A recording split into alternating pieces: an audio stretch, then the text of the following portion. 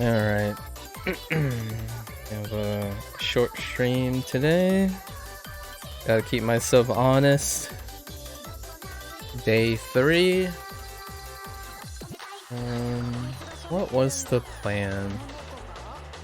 The plan was attempting to warm up with the current thing that we did last time. So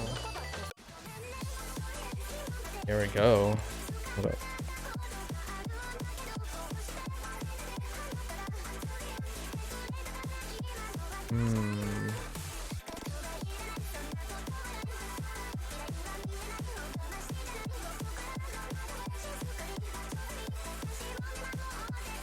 All right.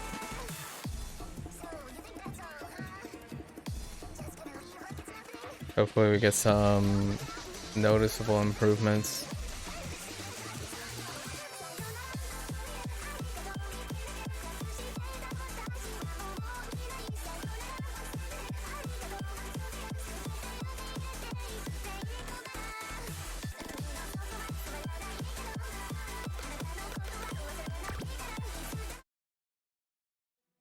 It's gonna be really tough to start in the day.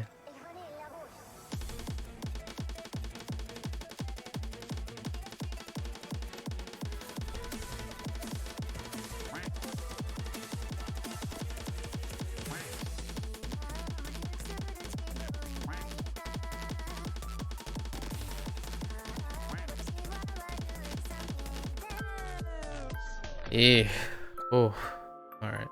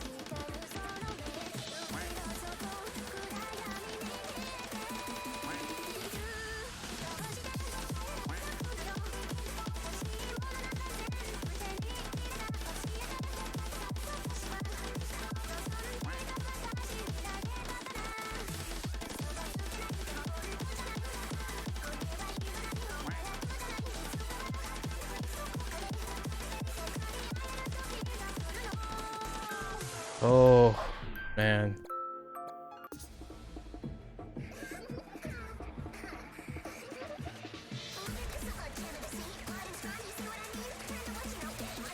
I think we'll probably step down after one more attempt. Warm up on this.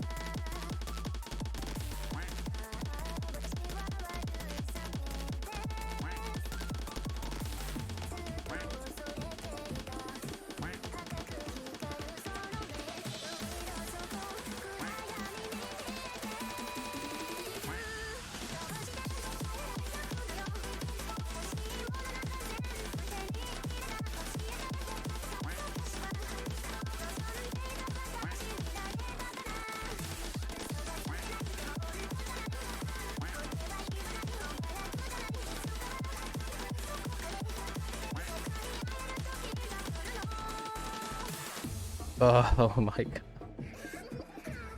Yeah, starting on this is still brutal.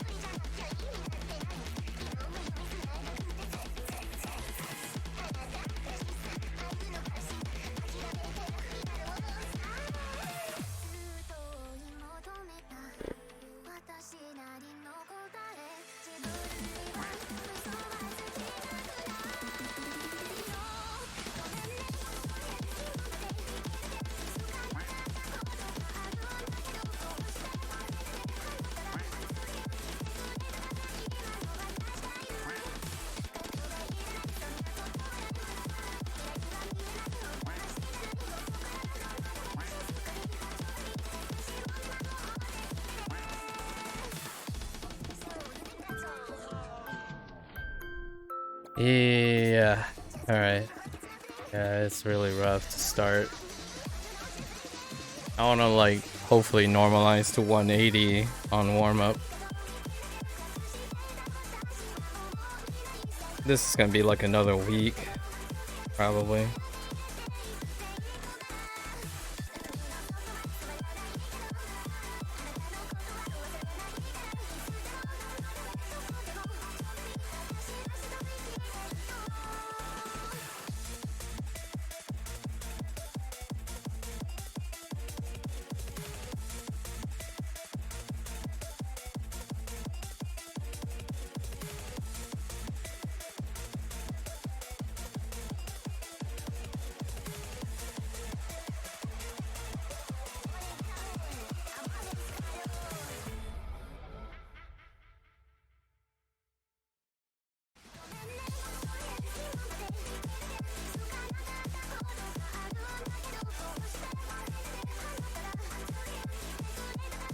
Alright, we're gonna skip the step down since I got pretty close. Now we want to start hopefully at a higher baseline here too.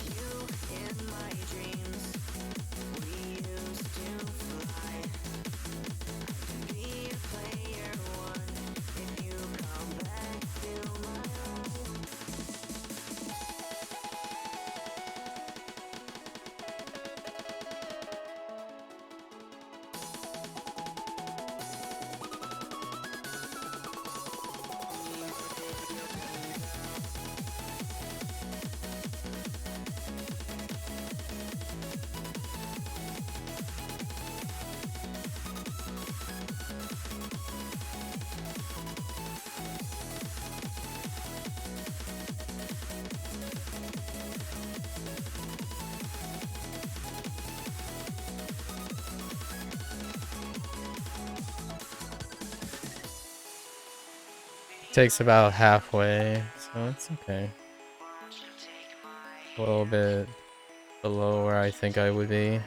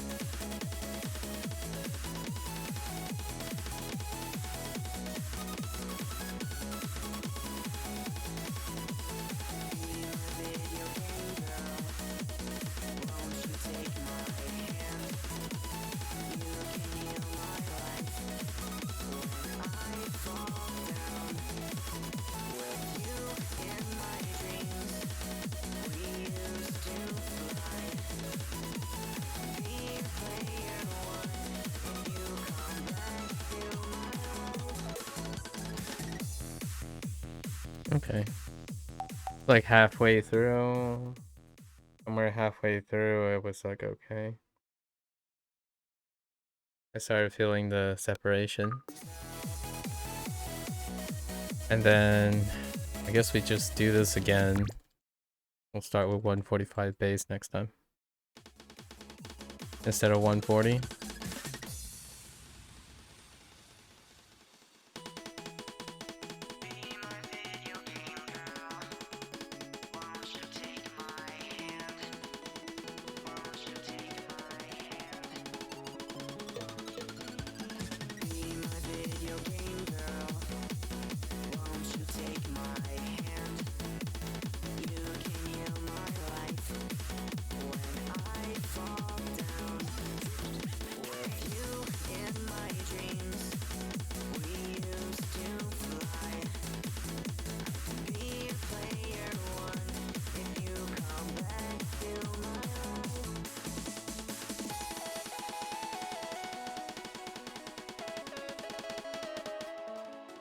Oh, my hand locked up.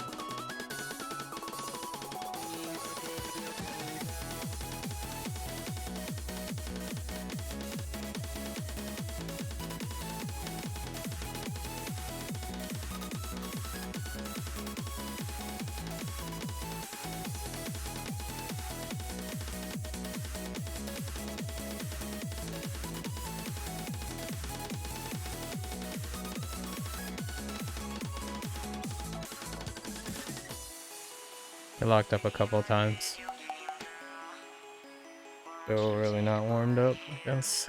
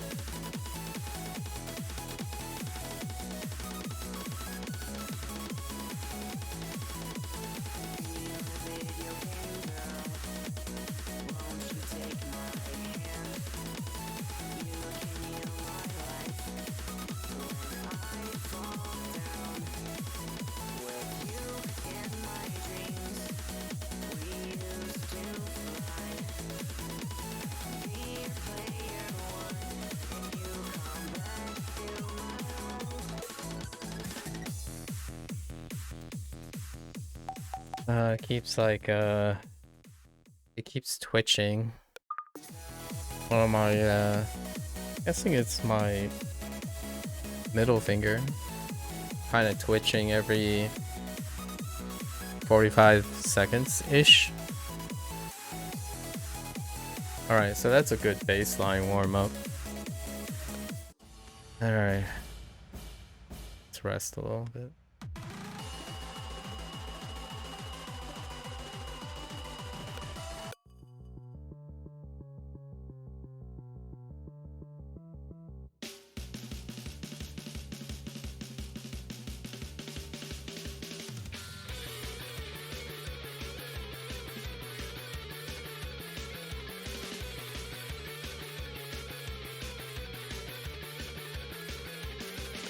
Oh wait, the AR actually went down on this one. Oh, that's interesting.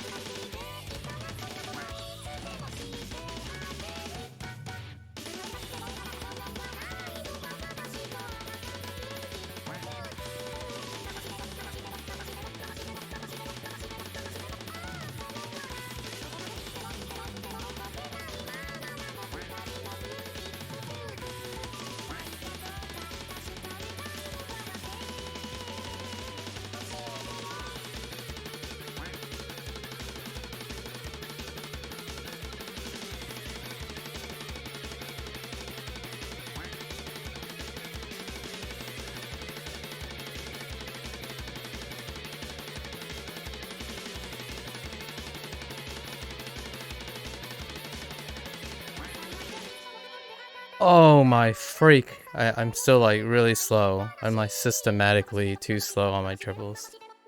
Ooh.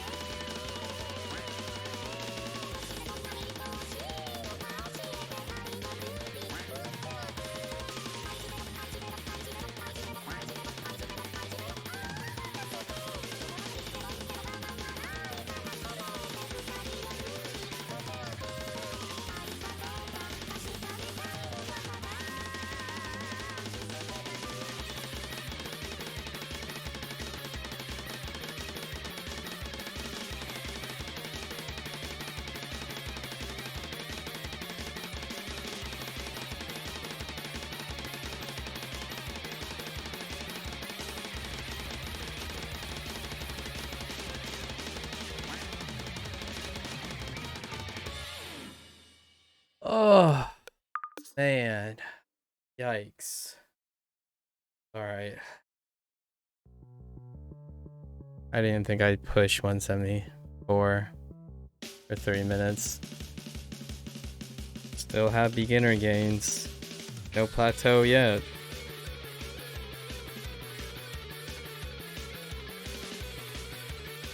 Because yesterday we did 170 like 4 times ish.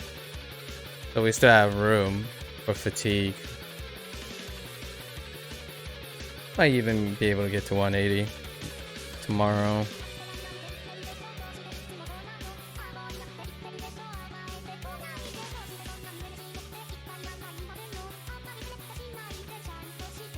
It kind of started working, kind of started adjusting after the slight pause.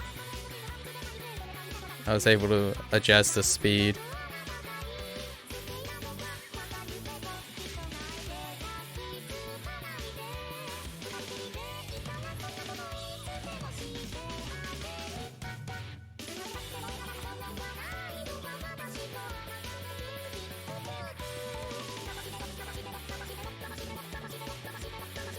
No alarming pain yet.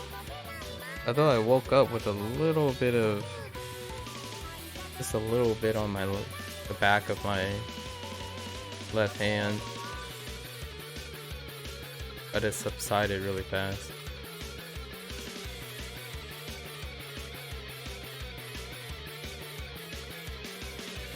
I'll give this one more go after we step down.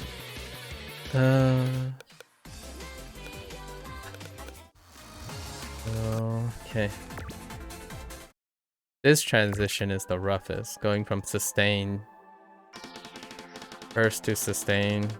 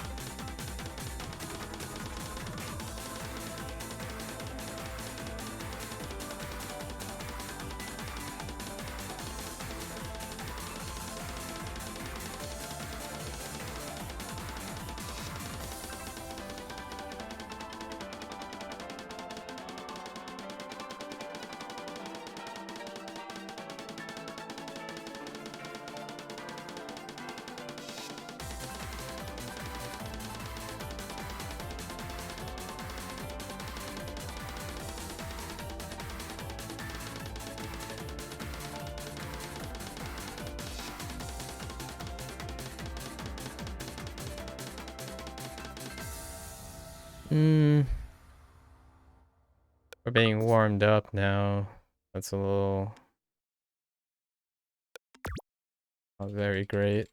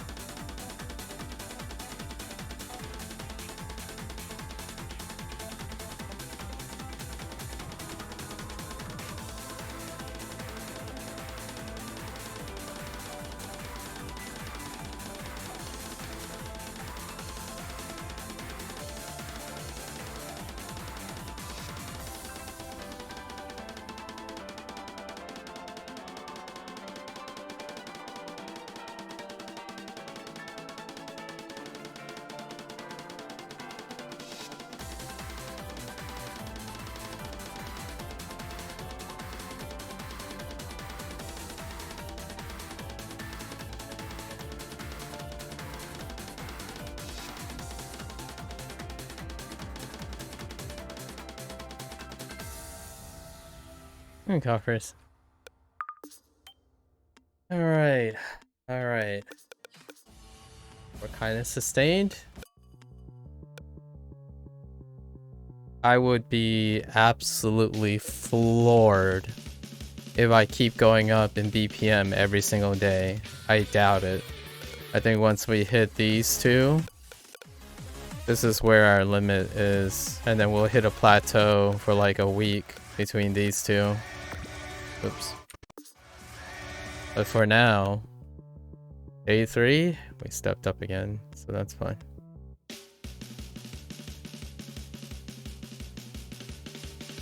I don't expect myself to step up on this one today. 163 is today's goal. But, alright.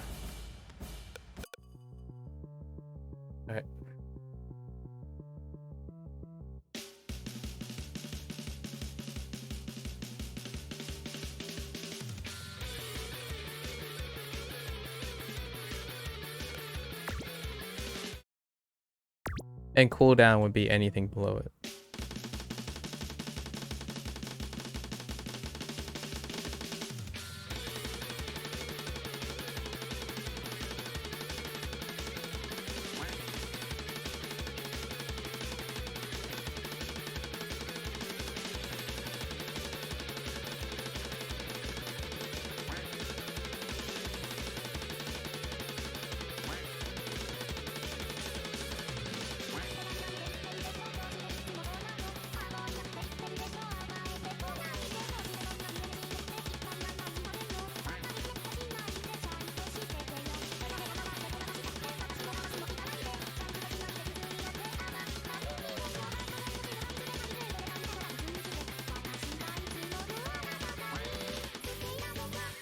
Oh.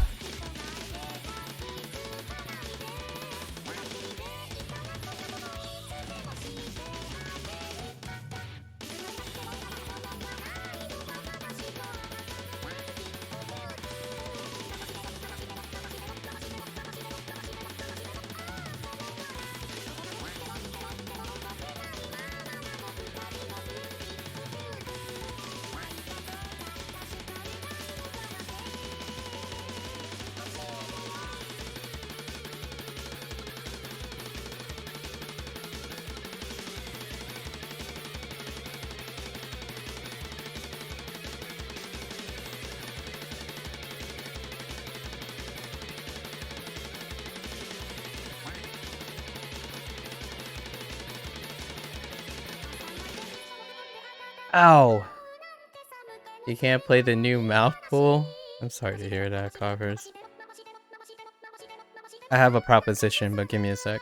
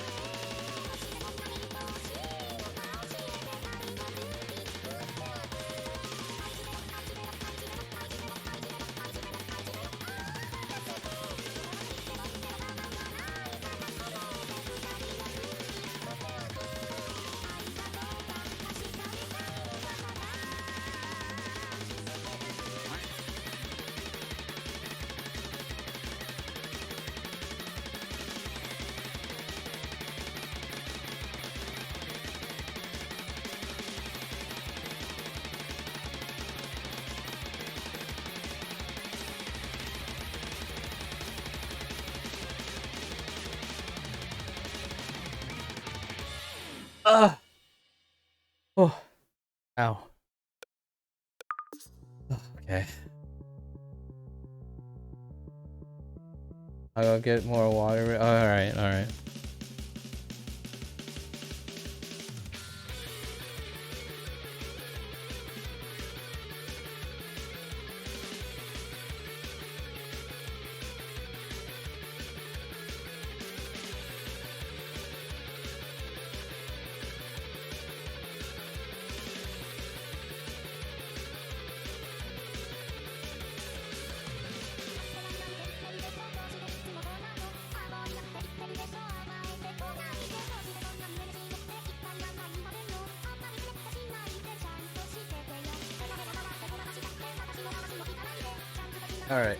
Alright, Coffers. Here's the proposition of practice.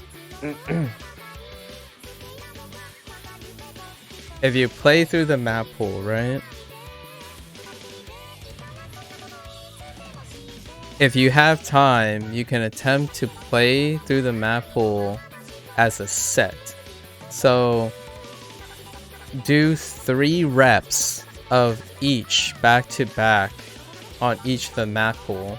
Take your highest score map, right? And take that map and try to deconstruct the parts of that map and use other maps to supplement that one map and see if you can improve the score before you get to the tournament, and see if you can improve over the other people in your team, and you could play for that one map. And I'm only saying this not because this will completely change anything that's gonna occur in this tournament. It's just in the future, if you're part of a team, right? You could develop upon this foundation that I just suggest. Like, if it doesn't work, then you just discard it, obviously. But the idea is you need a foundation to participate or to actively learn from this tournament's experience. So one thing I would suggest is to create a framework that gets your foot through the door, which is one map. And one map always. Like, right now, you're kind of passively using this time to maybe get some experience, but you could make it an active experience. And if your score on that one map that you end up getting doesn't exceed your other team members, then you have already developed a practice structure that you can alter and work on for the future team things. Like, I imagine this will be a fun experience and the 4 of you may end up teaming together again. So you can structure it in a way that even if your score doesn't exceed one of your members this time, it's only the first time you're trying it, you have all that experience of regulating your practice, determining how you can make yourself establish one map. Then if that works, you go to 2 maps, you go to 3 maps, you go to 4 maps, and who knows, you might work up to the front line. But in my opinion, if I was a manager, like if I was a coach or a manager of an OSU team, that's how, and I was given the players instead of me being able to scout for the players. When I'm scouting, that's what I would be scouting for. I'll be scouting for someone who can at least take 1 map that my current roster cannot take still, right?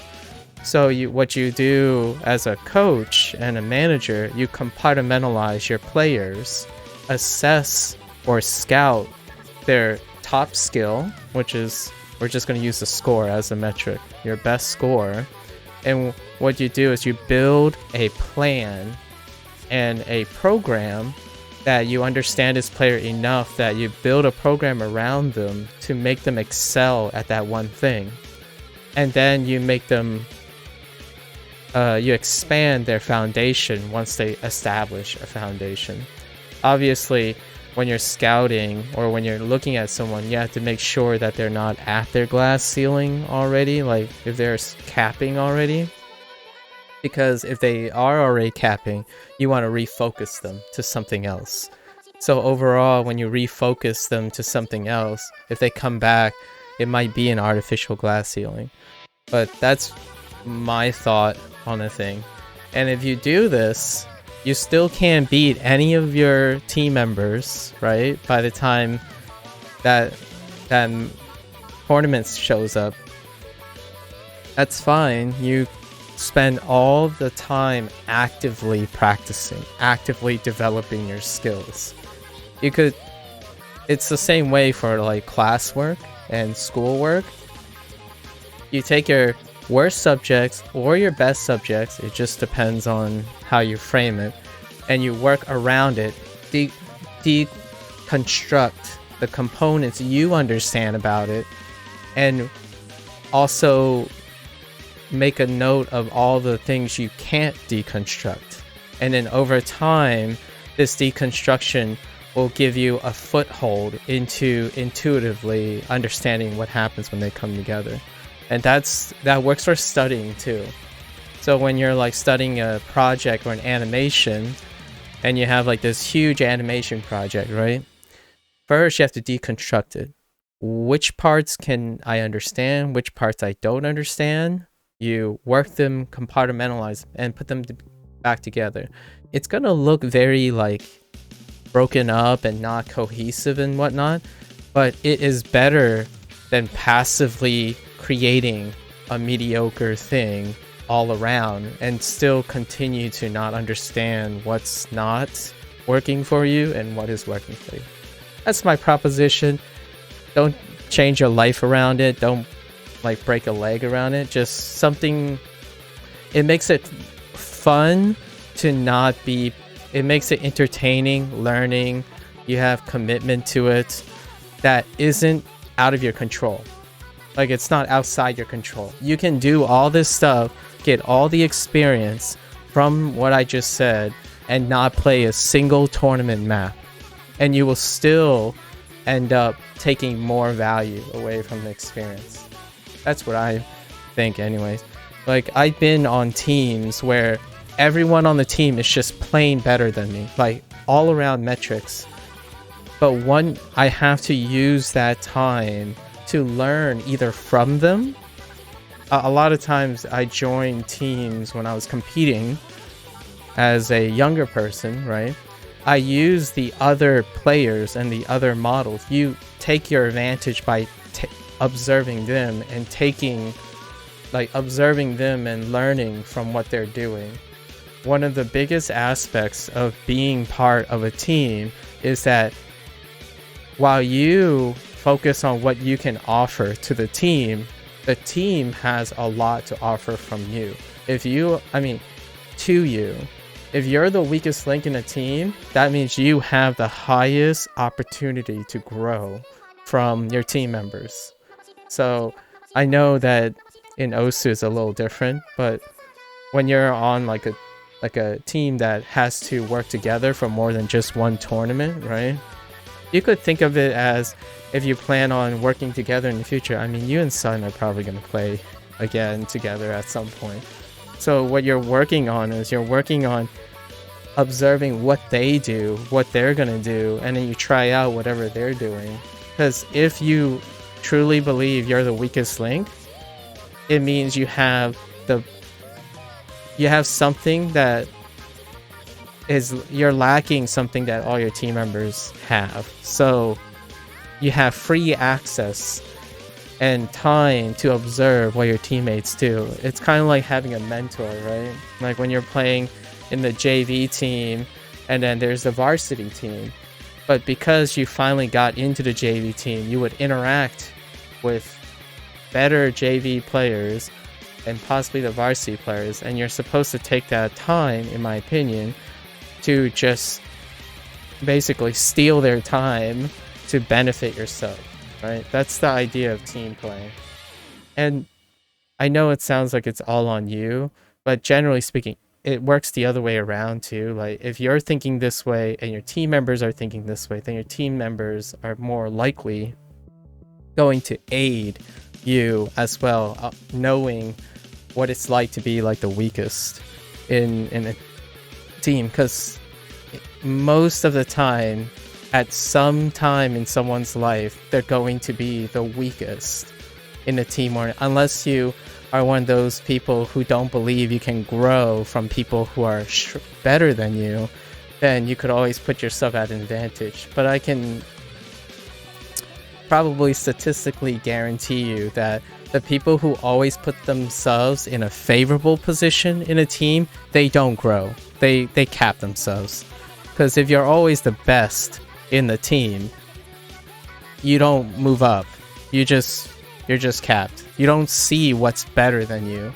You do see your competitions, but the competitions isn't going to talk to you. It's less likely to talk to you than your own teammates. So that's just my 2 cents, my quick thoughts in competitive play. A strong competitor is one that doesn't necessarily start off the strongest, but it's a way to take advantage of being in a tournament setting. Like, it was amazing. I was not good at disc golf, but I went to tournaments to watch other disc golf players be better than me. Like, watching them and learning from them is essential to be competitive. Obviously, Osu is more of a casual thing for you, so it just depends on where your value system is. But anyways, that's a proposition, but also like just a rant, just a little bit of a side note.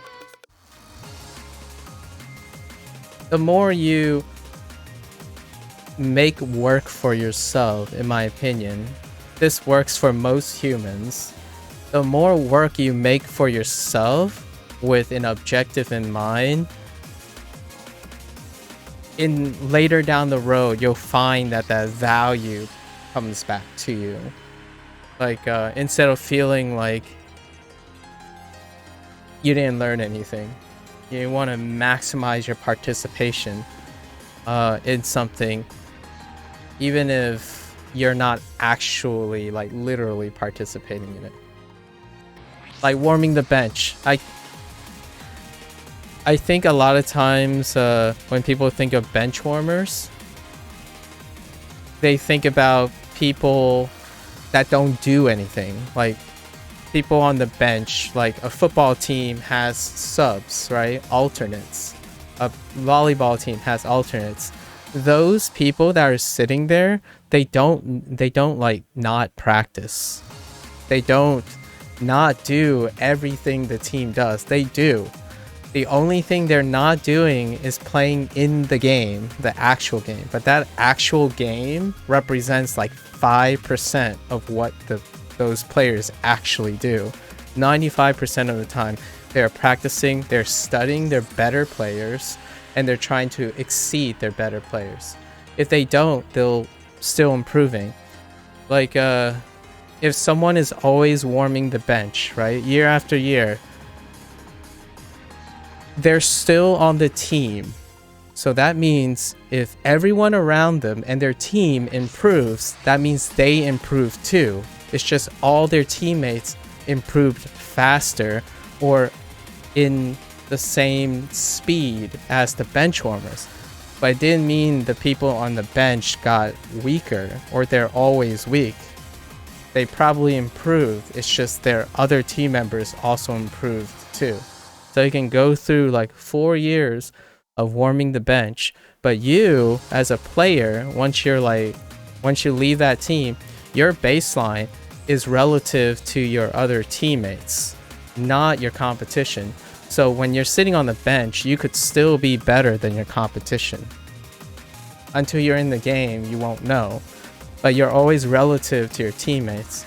And in this case, you know, your team, right? You have 3 players who unapologetically are more committed to this game, like overall.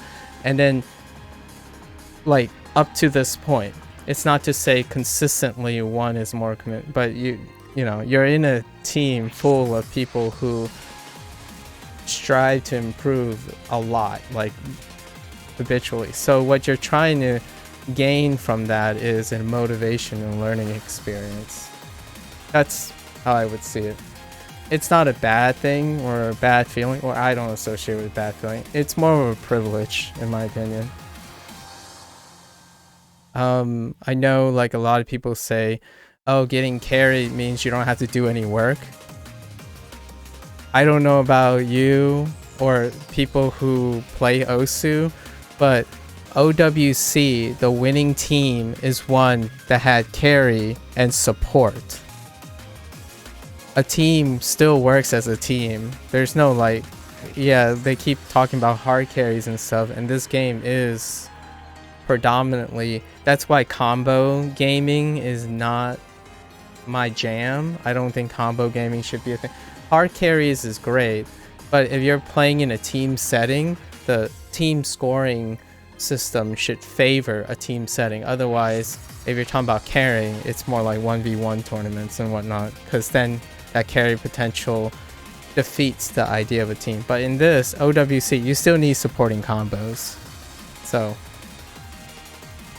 you might be the weakest player, but if the weakest player is you and you're still supporting your carry, your team can't lose, right? So you still contribute to the team. It's just you can contribute in ways that might not be literally in a tournament as well. And you can gain something without ever participating in a tournament. That's a really serious note. Obviously, I joke about you being on the bench and not playing your map and whatnot. But you have to consider your own growth while you're doing this. Anyways, let's see if I can get 155. I've rested long enough. Did you finish your project, by the way? Isn't that soon? Oops. I might have rested a little too long.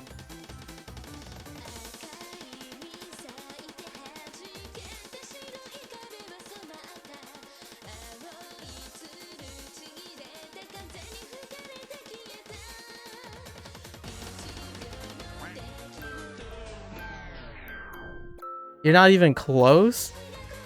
How long do you have left?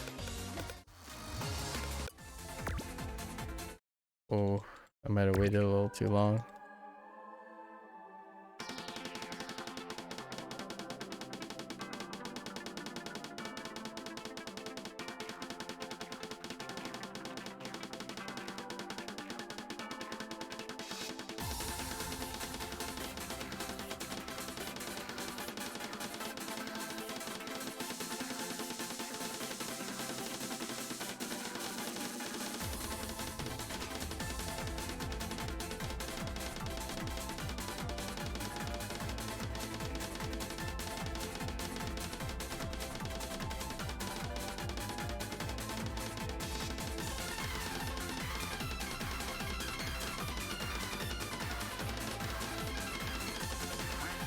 Oh, that's a lot of fatigue.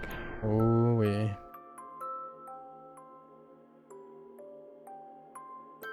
You have 9 days. Okay. How long do you think it would take you if you were not slacking? Like, do you have an idea of how long it'll take you? Generally speaking, a deadline's a deadline, but as long as you know how long, or you have a good idea of how long, then you can still plan accordingly. My hand. Please.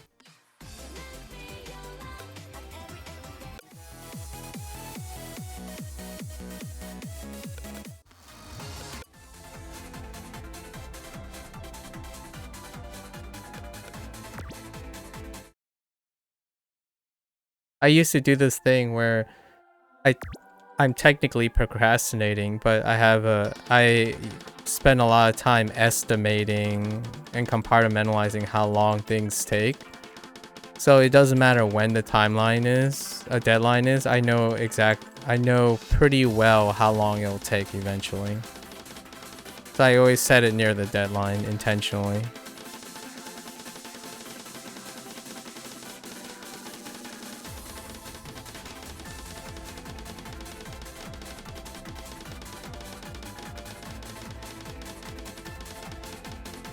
Planned, allocated near the deadline is technically not procrastination. It's just planning your time out adequately. You might be wondering, well, why don't you finish things early? In the real world, in my opinion, professionally, depending on who you work for, finishing really early has its drawbacks too. So typically when someone gives me a deadline, I plan my projects and whatnot to be finished by that deadline. Unless otherwise, if they incentivize finishing early, then I would finish early. But generally speaking, when someone asks for when a project should be done, if there's a deadline, I would finish around the deadline.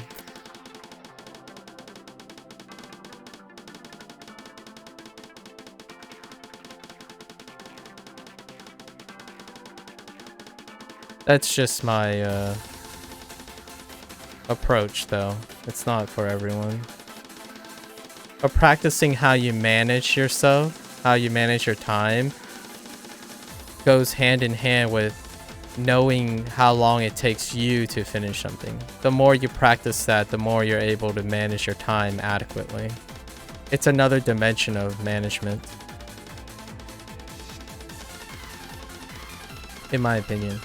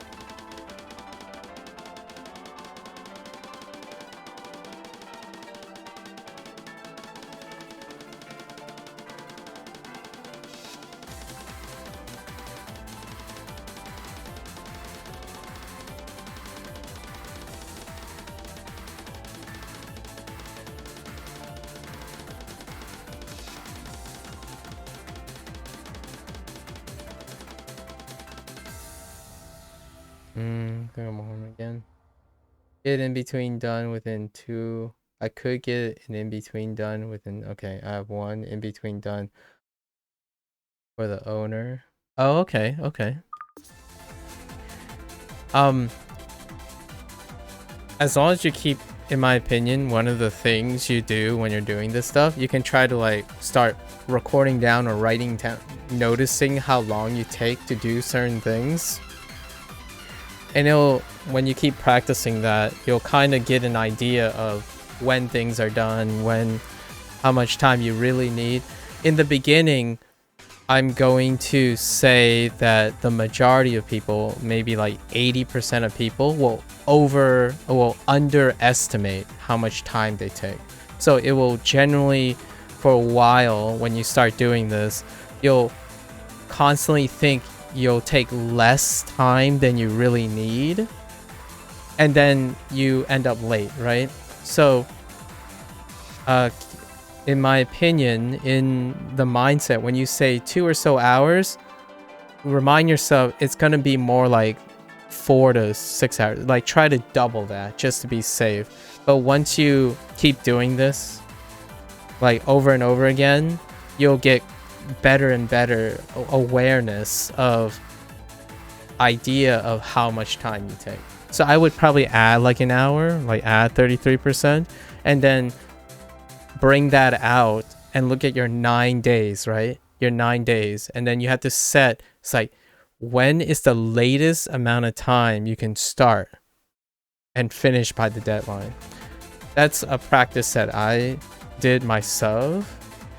It might not work for you, but it seems like you are the kind of person that likes to be close to the deadline and work when you have to work. So if you plan that out well in advance, it'll cut some anxiety from having to worry about it up to that point, or it'll also make it very lenient. Like, it gives you control over how long it takes. That's just like a mind thing. It's a mental thing for working. Many people work really well when they space everything out. So if they understand they work, like they have 4 weeks, and they prefer to spread all their work out over the 4 weeks, then they still are doing that thing. They're like, how long does it take me to do this? So I divide all that up into 4 weeks. For me, I typically ask myself how long I can work each day, right? So each day I would say I would work on a project 3 to 4 hours.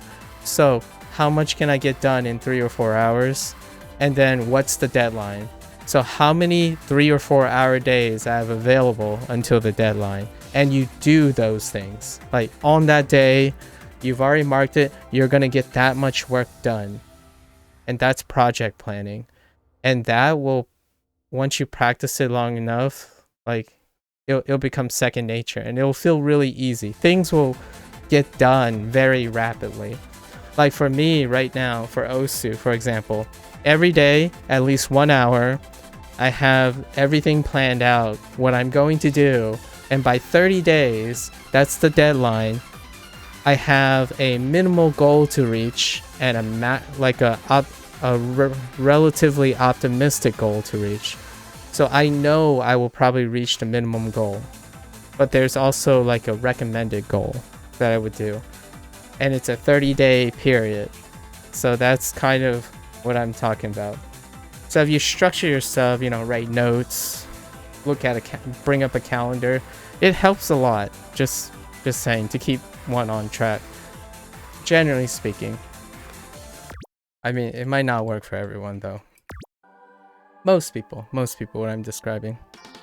That's kind of what people are talking about when they, in my opinion, that's what I'm talking about when someone says they're good with time management. One of the most essential skills for someone entering the workforce or becoming a professional is being able to manage their time. And manage their time doesn't mean literally just how much time you have and whatnot. It's also being aware of how much time it takes you to do something, how much time you want to do something, how frequently you want to do something. All that is an aspect of time management, and it helps with self-improvement practices, gaming, mental lifestyle. All that just bleeds into this. So when people throw phrases around like what a waste of time and all that stuff, that just screams they don't understand the value of time management, in my opinion. Just to be like super crude to people. So that's, but they can be happy. It's not to say that you need time management skills to be happy. So many people can be settled and compromised with what they want. It isn't, Mazuku. We're not playing Deponia today. The Games Award is happening in the evening today, so I won't be playing Deponia today. And I have to practice 1 hour each day, at least. But Games Award is today, so I'm gonna go watch it in the evening. It's Wednesday. How's your Wednesday going?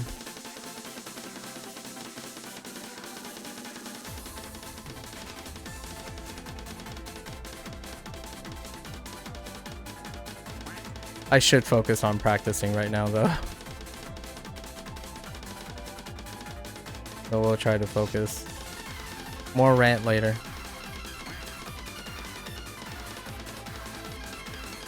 Like tomorrow.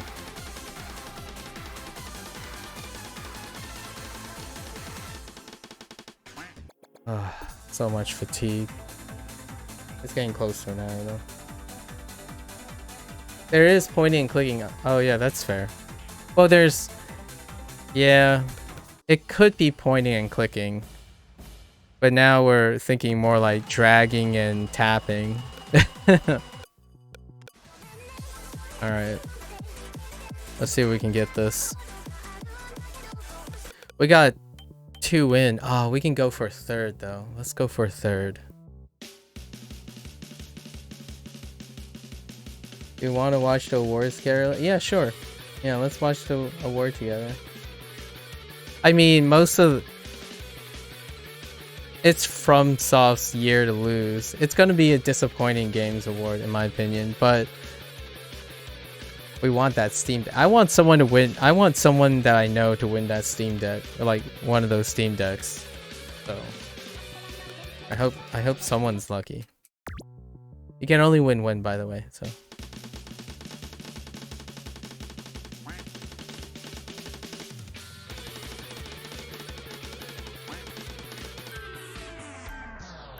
I'm so tired. Hold up.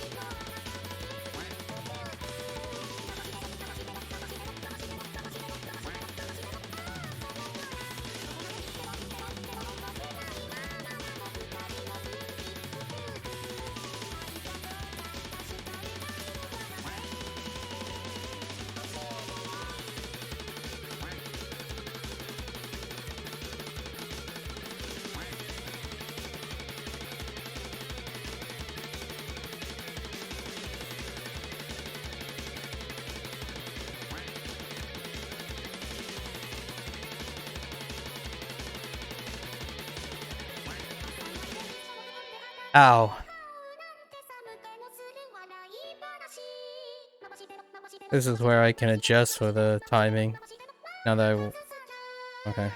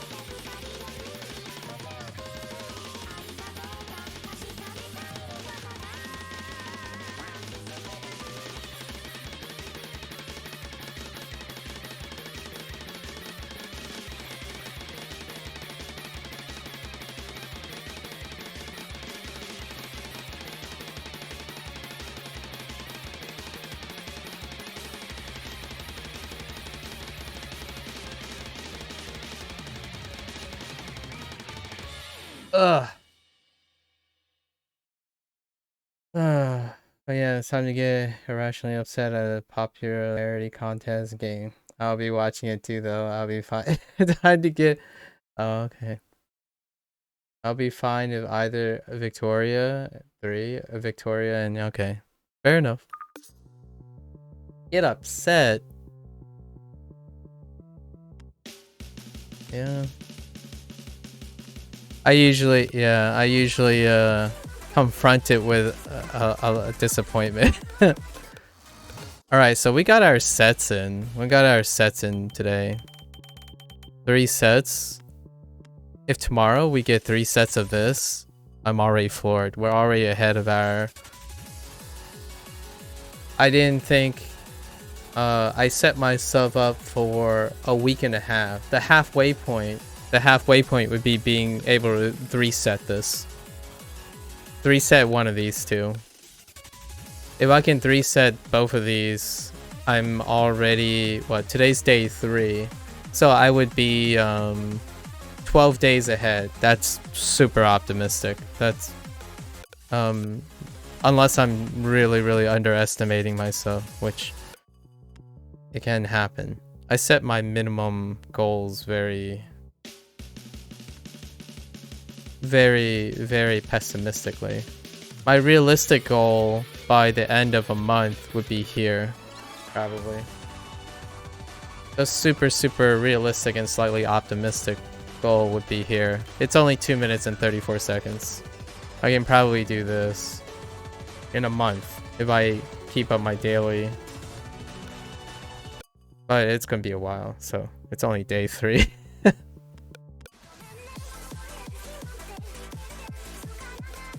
Alright, let's step down. Oh. This one's tougher, in my opinion. My realistic goal, my low ball goal would be here. By 15 days, I want to be here. And actually, I'm only... If I get to here, it's already past everything I expect. So let's see. Right now, we're only here. We're only at 150, so yikes. Still got a lot to go.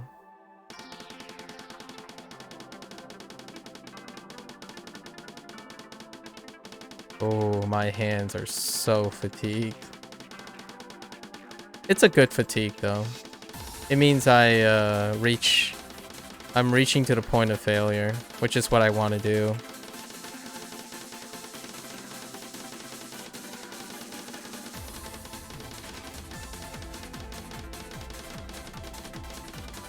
Let's see if I can even get my fingers to separate.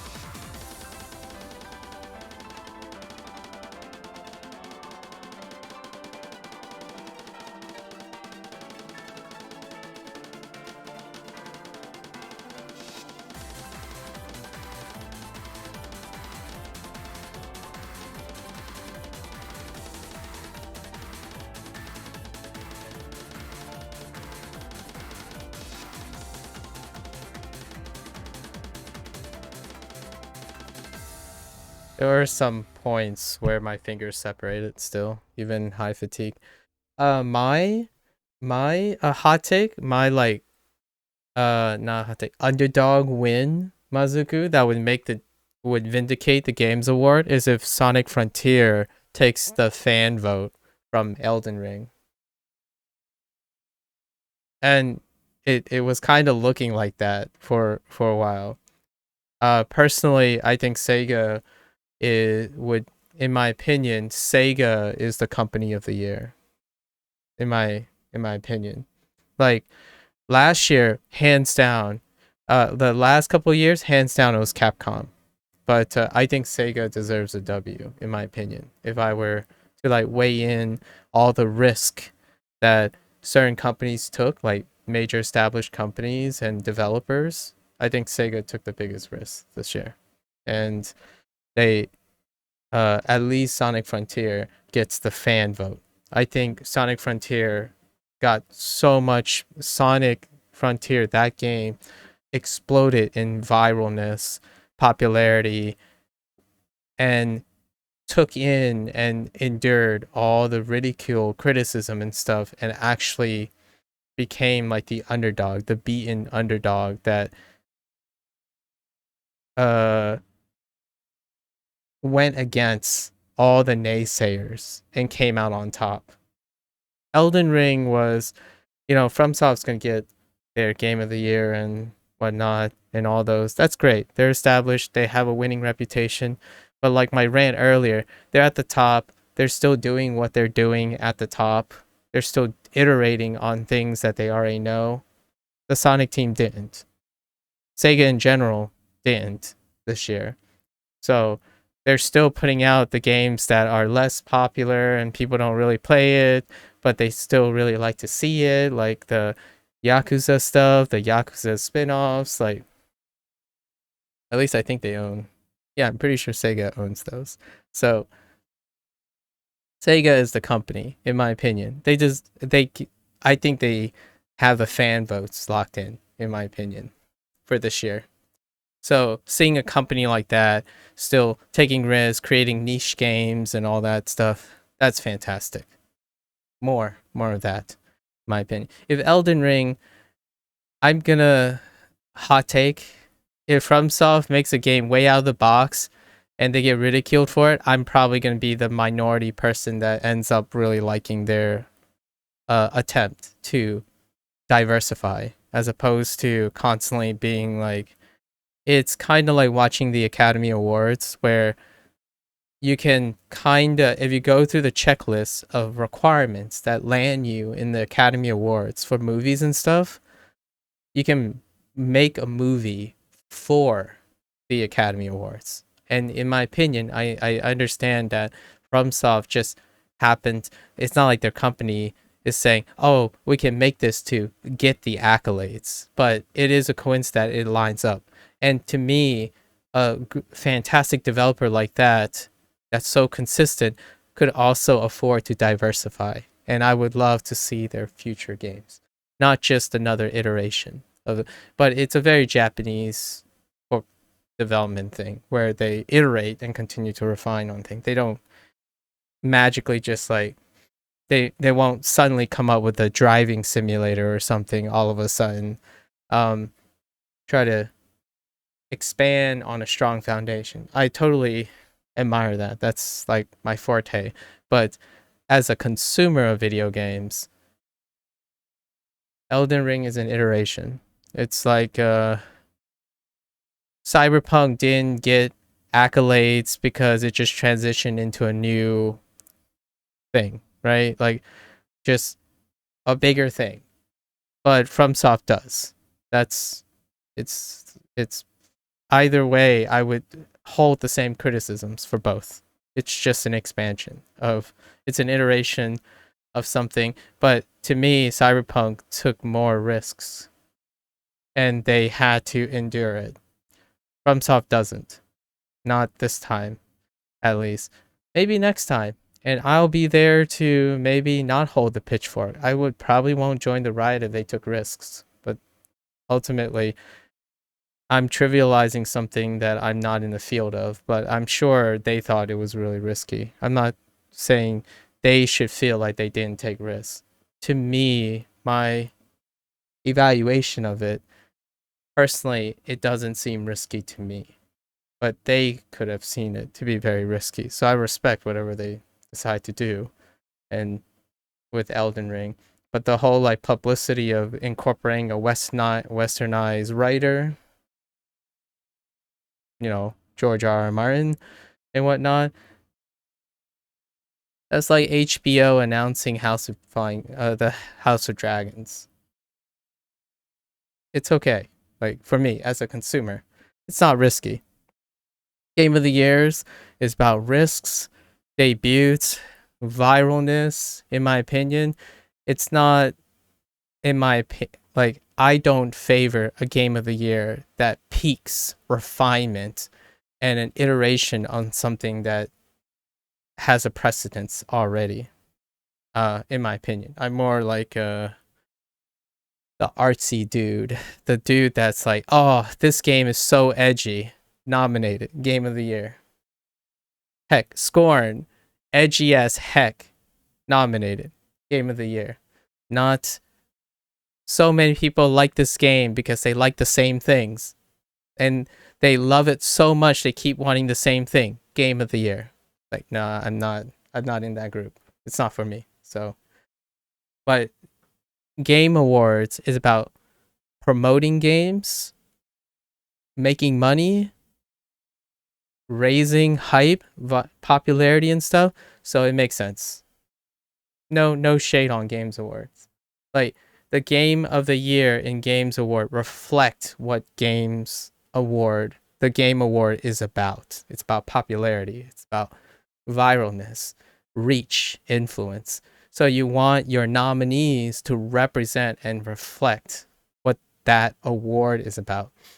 My hot take, I hope there's someone out there that has a lot of money and would do a indie game award and exclude all established developments and publishers and only include nominations for indie titles.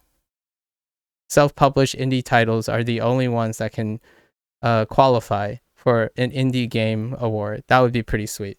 Just to flip the coin and flip the side, in my opinion. I don't think such things actually exist at that level. Right now, indies are the backbones, in my opinion. The last a year or two, I don't think it's been like a decade since indies been the backbone, but the last year or two, this is the era of indie awards. Yeah, there is a showcase, which is great. There's also a demo fest, Mazuku. Most of the demo fest is not major publishers or major AAA titles. They're all allowing indie titles to showcase their stuff. So the Game Award is expanding. And it's expanding because this year, in my opinion, there's a lot to be made on the indie scene, right? The indie is 2022 is the next peak. Like I would say indie went viral in a sense, viral as a group, like collective in 2020, and it's still not peaking yet. It's like surging in response. So now the marketplace is to flood the marketplace. Xbox Game Pass, Microsoft Game Pass, all this stuff, flood it with indies, fill it with variety. So indie is a lucrative pool now. It's very attractive as a future investment. So naturally, the Games Award is expanding to include showcasing and other awards. They've made specific awards to highlight the indie scene because now lucrativeness, popularity also line up with the indie scene, which is great because that's a win-win.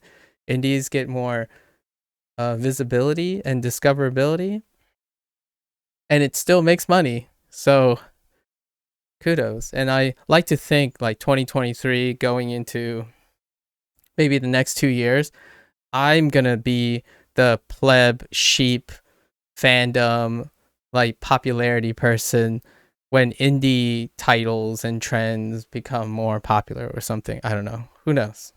It's all it's relative, right? So what I'm saying now is like I can be that popularity seeking person if the trend meets my needs. So right now it doesn't meet my needs. So I respect FromSoft, like I like what they're doing, but they don't make games for me.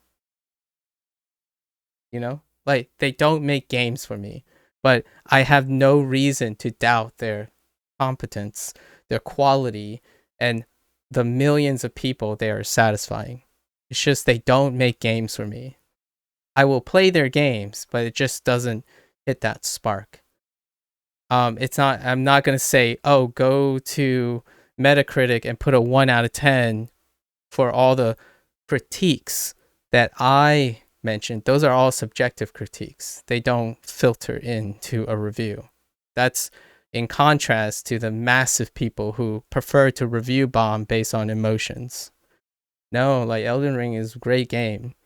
It's metrically and technologically very, very impressive. In fact, it's even more impressive to me that FromSoft stuck to their aging engine instead of using Unreal 5 or something to alleviate the workload, because their engine is very inefficient.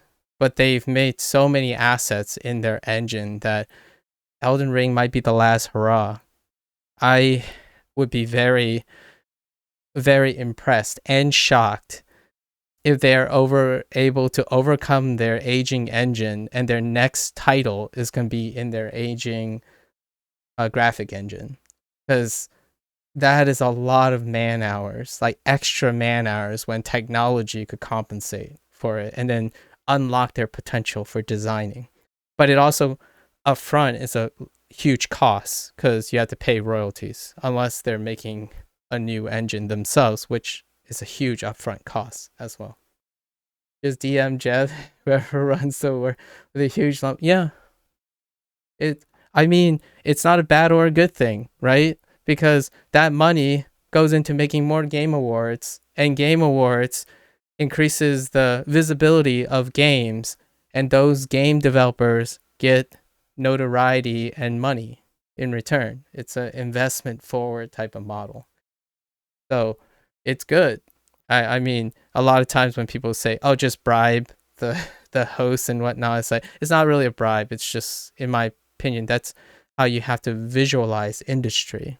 Industry needs to cycle money. Money is what keeps more things, more consumers happy, because you have to throw money at them to convince them to make stuff for us, which is great. You do have your own? That's fair. I mean, I would be surprised if you didn't. But my hot take is not the majority hot take. And I like to probably see that whatever I said represents maybe like 15 to 20% of people, especially the people who are in the industry probably. I don't usually have opinions from the perspective of a consumer a lot of times. And because that perspective is overrepresented, so it's not as interesting to me, I guess. It's very commonplace. But it doesn't mean I don't resonate with the consumer's perspective. And I would not expect people not to have their own hot take. But you also have to be aware that your hot take is either minority represented or majority represented. And just because you own a hot take, like you develop your own hot take, it's, in my opinion, very encouraging when you put it in the perspective of the entire, like the rest of the community, the rest of the people. So when you have your own hot take, I like to put at least my own hot take with respect and perspective of everyone else's hot take. So if you have your own hot take and you're saying that, you're suggesting that it differs from mine, and I probably would suspect it would, likely, because I have a very minority hot take on it anyways. And I probably disagree with you on your hot take. Probably. That's to be expected. And you would probably expect to disagree with my hot take most of the time anyways.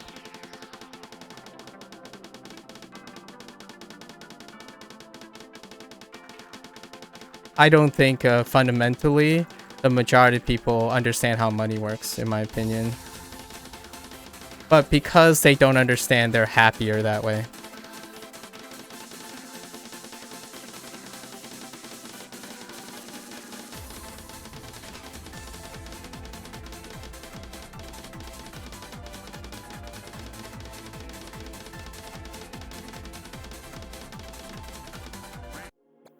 It should cut out the esports aspect entirely.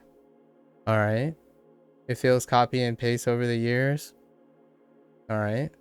Just take the winning team players from each respective game and slap it on as you suggested. It should be showcased for each. There should be.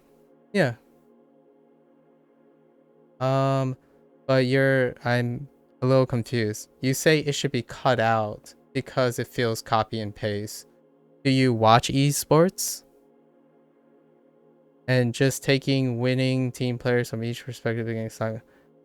But do you watch those esports? I'm not talking about the ones that you specifically like. I'm talking about the ones that you're claiming that are copy and paste. And then the big game and slap it on. Do you watch those specific things? And as you suggested, there should be showcase for esports. I agree with the last statement, but it's kind of, I don't know how you went from they should cut out the esports thing and then they should have a showcase for esports in general. Do you mean like a separate award? I know you do care about the ones you do watch, but you're making criticisms on the ones that you probably don't watch. I'm guessing, like, I'm leading to that. You're saying it's copy and paste each year, but separate awards? Yeah, I would agree. The question is, the people that are paying, I'm gonna apply your logic about Games Awards and Jeff Keighley in general.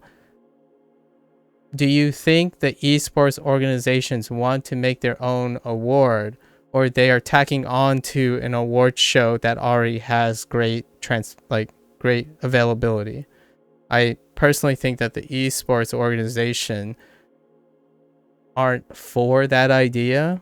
So even though I would like to see a separate awards, the chances are that the esports community resonates with the games award already, and cutting it out is more like a lucrative thing. It's more like a business proposition kind of thing. In my opinion, the esports organization probably incentivize putting in what you're claiming is copy and pasta over the years for it. And the only reason I asked you if you're interested in those esports is because it's hard for me to know if it's copy pasta or take the biggest players' respective games and slap it on. I don't know, because I do watch esports, but I don't watch most of the ones that are there every year or so. So if you only watch the ones you care about, then you have no big perspective, right? Logically. So you have no way of knowing what you say is accurate, that they are copying and pasting year round and just taking big winning teams and slapping them on. At least that's how I would challenge that hot take, I think. I don't know. I think it's weird. Like, my feeling is I'm confused. I don't actually know how these things are related tangentially. But then again, I can't question I can't extend my ability. I don't really know anything about these things. Like, I think it was lots of CSGO, Call of Duty stuff, Apex Legends. Here they usually put the team that wins.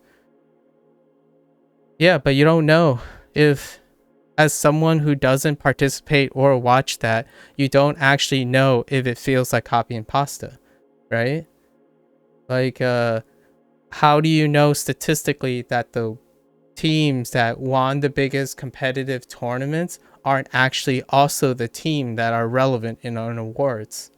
It's kind of like saying football shouldn't award MVP to the winning team, because MVP could be different person, or it could be, yeah, it can, but it's often geared towards the winning team. So like they could be coincidence, right? I mean, I'm just being a little bit argumentative here. I don't actually know about the esports scene. The esports that I watch, typically the MVP is within the top 10, like the top 3 teams, because psychology dictates that overperformance tends to be in a winning team.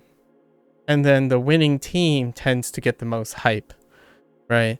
So Game Awards is represented by popularity. It's represented by influence and impact. So naturally speaking, I don't know anything about those teams, but if they won the biggest tournament, then they go in the Games Awards. Elden Ring made a lot of money, goes in the Games Awards. It's not RimWorld is still having, it's not like RimWorld has one of the highest critically acclaimed review in Steam history still, and it should go in the Game Awards. That's not true. Like what I mean is it doesn't end up in the Game Awards because it's not the biggest winner. It's not the one that's making the most money and having them. So I can probably agree with you, it's copy pasta, but with the way how that works, everything is copy pasta in Games Awards, in my opinion, if I'm using your logic, because whatever makes the most money ends up in the Games Awards, which is still copy pasta by foundation. And you know, most of them are action adventure games, and Game of the Year has a very like certain categories copy pasta the same genre, so is that copy pasta too? Right, they favor certain genre. The Academy Awards, science fiction doesn't generally ever win Picture of the Year, and the one time it did, it set the internet on fire, right? Because even though technically Del Toro's Shape of Water is like very tangentially fantasy, but it's kind of like the Academy Awards when a non-drama thing wins. Oh, it's actually a big deal when a science fiction movie gets nominated for Picture of the Year. And it will be interesting if a not big team, so to not make it copy pasta, I guess, to satisfy the yearning for not feeling like it's always picking the biggest team, like an underdog team somehow gets featured in Game Awards. That's like a science fiction movie getting nominated for Picture of the Year.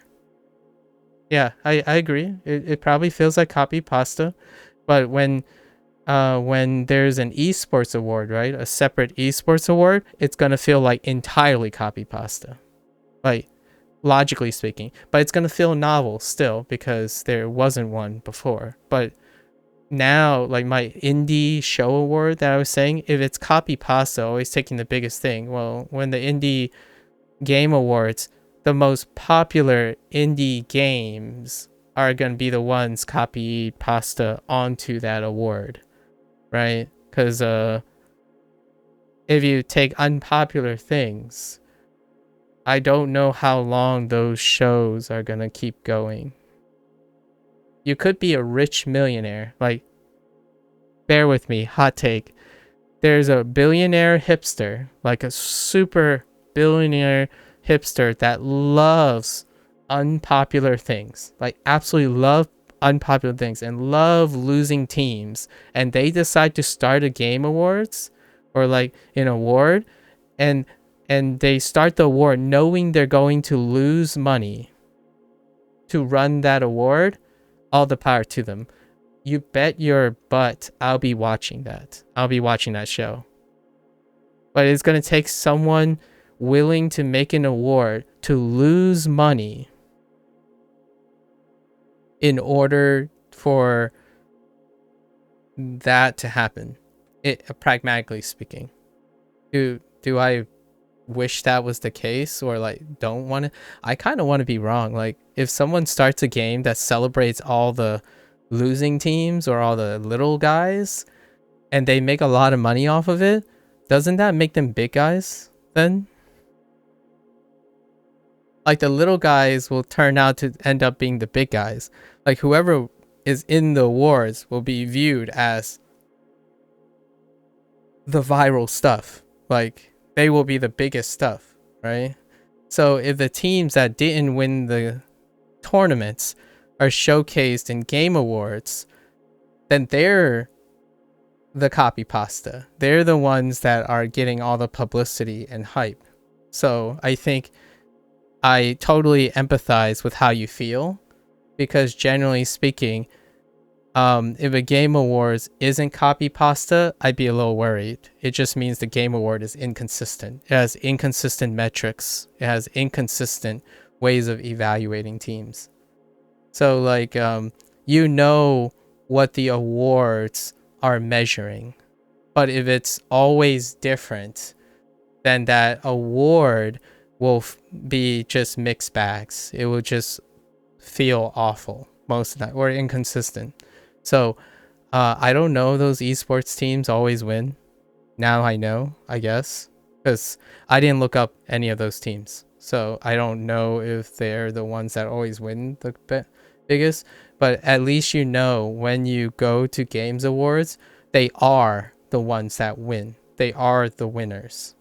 So you can know that games awards, if you want to know who are the teams that won and performed the best that year, you watch this show. Just like how the games are, you will know which games make the most money in general, because they will be the ones showcased for all the main categories. And then it's nice that trickled down to like best debut game. Debut games tend to be less likely to be, but they're still the most lucrative debut games. So the one that's going to win is the one that is likely the most popular and biggest winner of that category.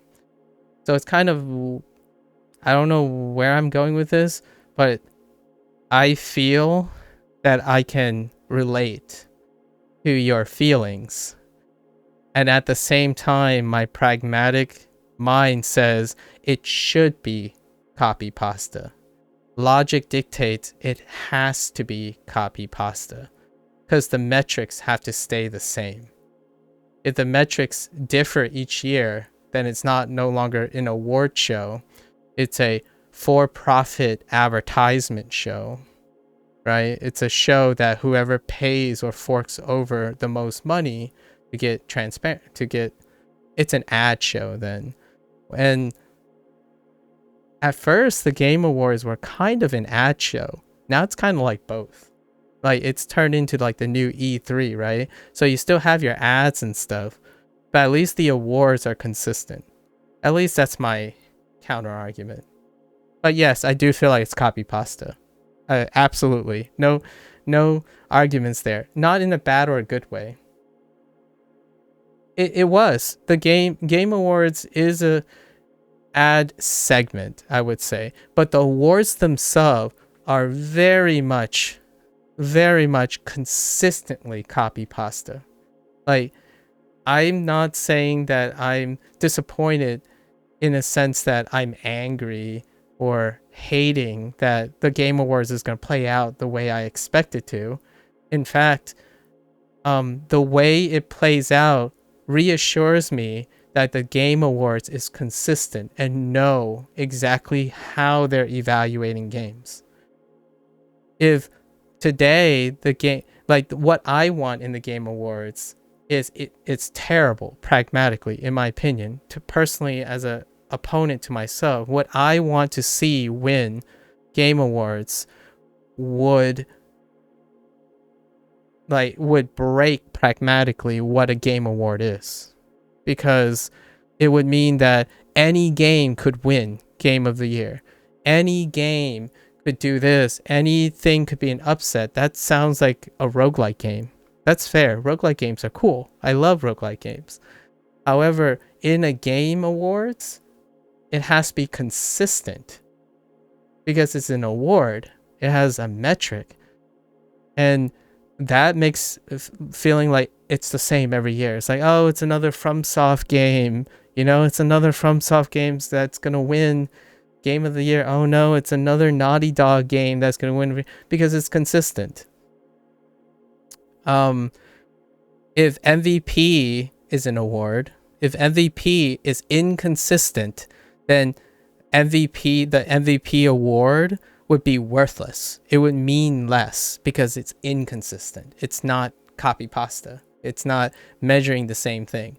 So, even though I'm disappointed, I always root for the underdog. Like the one night, oh, this guy made it 100 subs bet. If this game wins, I will be shocked. I'll be pleasantly surprised. But if the obvious one wins, it's like, oh yeah, the awards are working out. Like it's working properly. The all is right in its order. It does hurt me spiritually, I guess, or I don't know. That's the wrong word. It hurts me like at the heart, where like I do wish certain titles and certain companies win, you know, like certain developers win or whatnot. But every time I see like FromSoft win Game of the Year, it's working. The system works. The most popular, one of the most popular game, lucrative, established people win. It sucks because if you're in a losing end, winners continue to win, losers continue to lose. But in a metric game, you have to beat them at their metrics, right? So until the loser play by the rules of the game awards, if they win without playing by the rules, the metrics, then why have an award at all? Because you're not measuring apples and apples. You're measuring apple and oranges. And I'm rooting for the oranges. I mean, I'm not much of an apple person to begin with, literally and figuratively, and metaphorically. But I do root for the oranges, and I totally agree with you. Like, I feel the same way you feel. I just don't think my pragmatism is going to allow me to say it's acceptable, right? So I expect Elden Ring to take Game of the Year, without a doubt. Is it disappointing? My heart says yes. But my objective, pragmatic side says that's exactly what should happen. Because if it doesn't, Game of the Year doesn't mean the same thing anymore. So every time, every year, Game of the Year is going to mean something different, which that's weird. An award consistently awarded each year, what does it even mean? And then what people will think is, oh, it doesn't make it's no different anymore. Like that award doesn't stand for anything anymore because it keeps changing. The metrics, whatever to measure it, keeps changing. If it's not Elden Ring, it's probably God of War. Yes, I agree. If it's not Ragnarok missed the deadline for many of the other game awards. Game awards, the proper, like this game awards, sorry. The name of the show is kind of deceptive. All the other like video game awards, the like Game of the Year stuff, Ragnarok didn't qualify for it because of its release window. This is the first major award show that Ragnarok reached on the deadline. So it'll be interesting. I'm actually rooting for the orange, which is Ragnarok, but like if I had to take a conservative like a Rocky Balboa bet, Rag takes Game of the Year, and I'd be like, oh, okay. It's still slightly fair game. Like it's fair game. I can see that.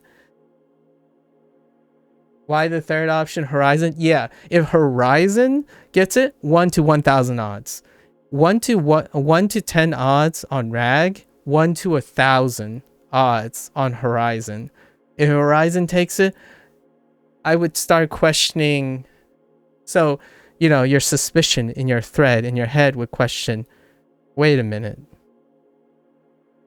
Now you start to get suspicious.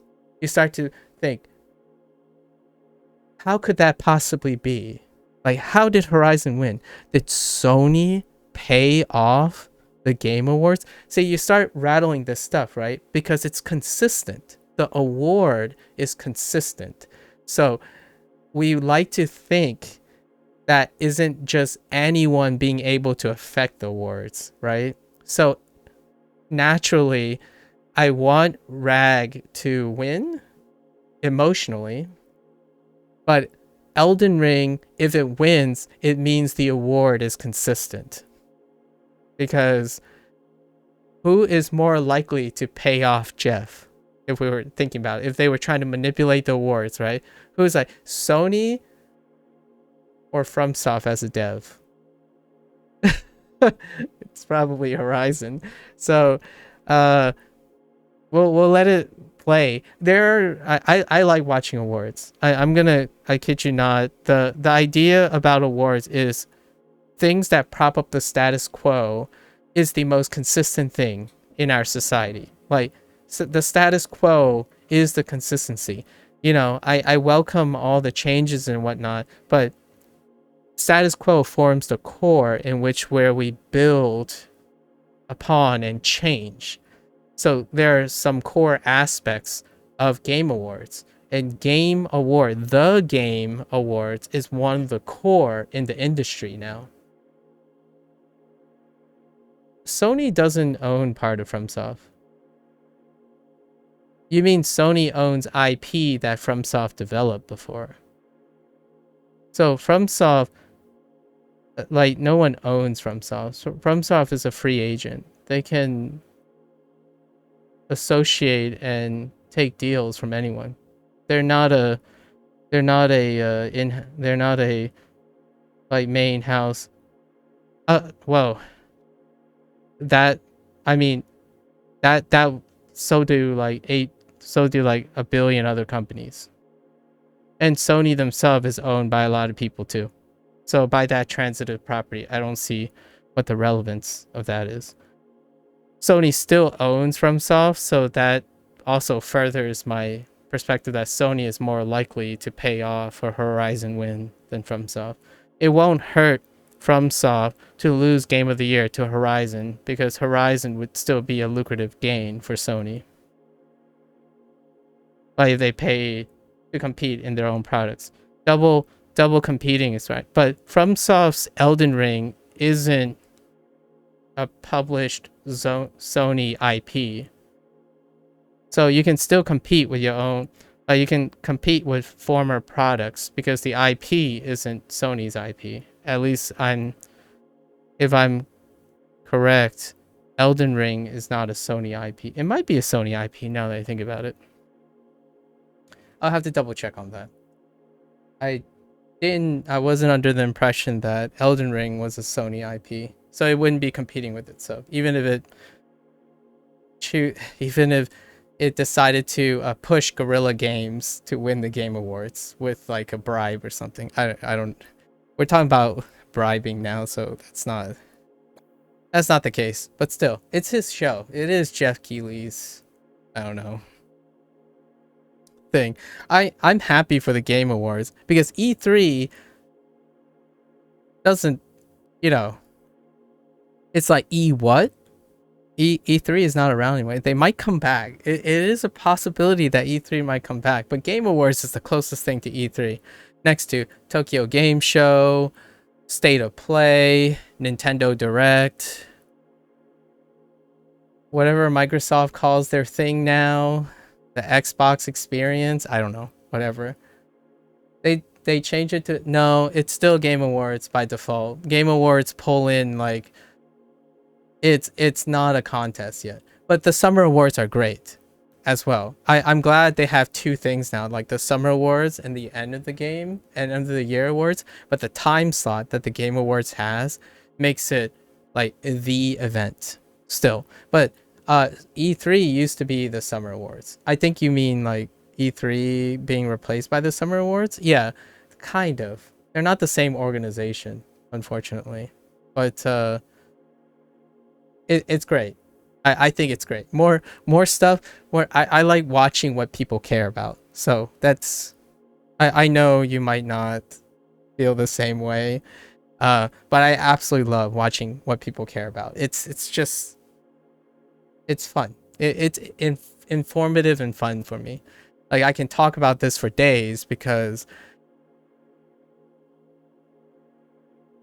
it's crazy what people care about, and I love it. I'm just not interested in what I care about too much. So that's probably why we differ a lot on our hot takes. You do favor your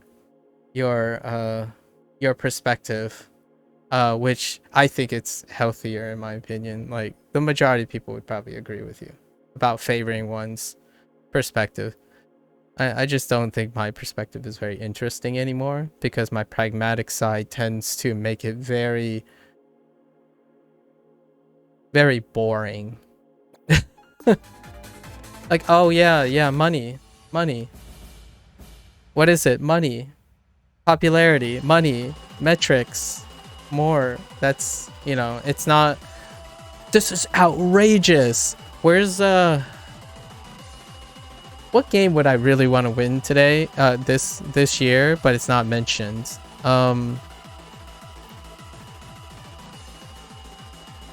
I don't want... Okay, so here would be an emotional take. A weird emotional take. I want Tunic to win one of the indie awards, and it's going to get snuffed out.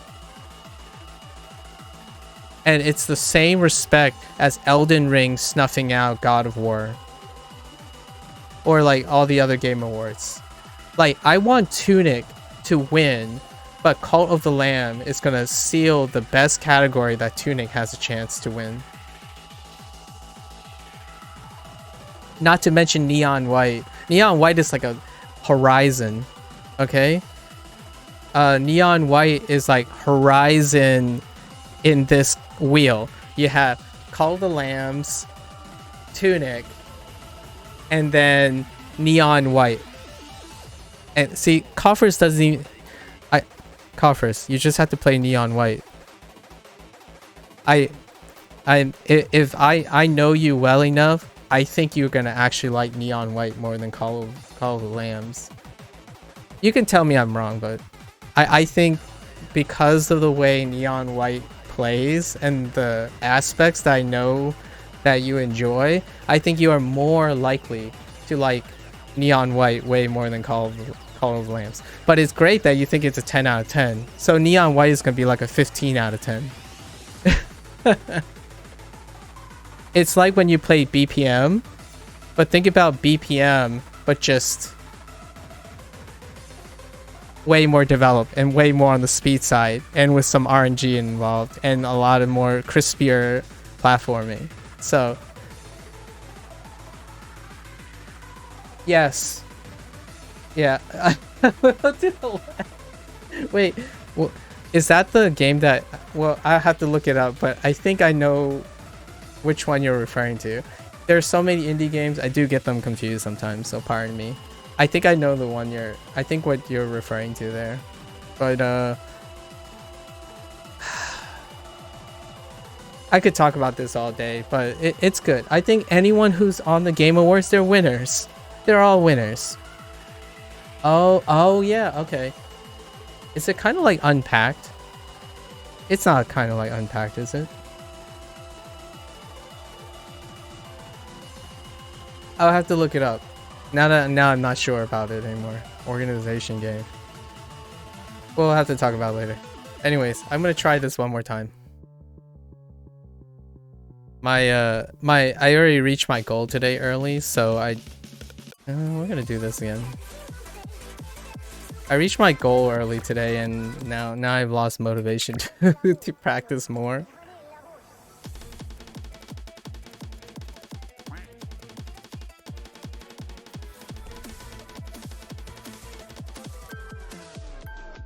Alright. Let's see if we can get this. I think I can get these. I think I can get an A on these things now.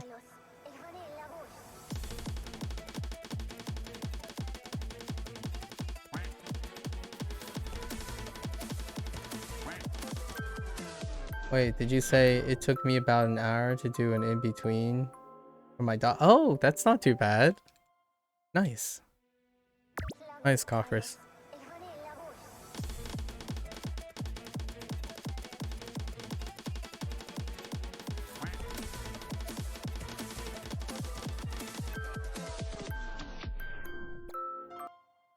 Hey. I'm really cold now.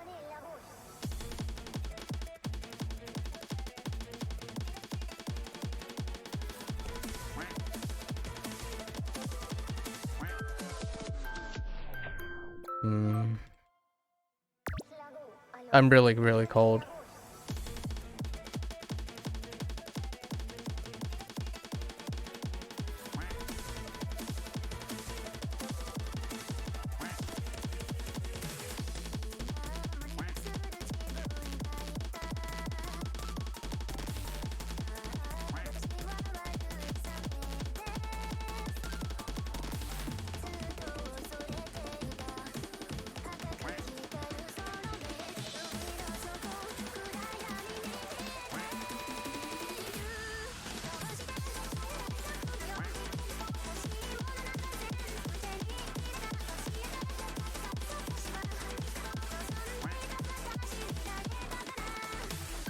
Oh. Alright. Let's try this one.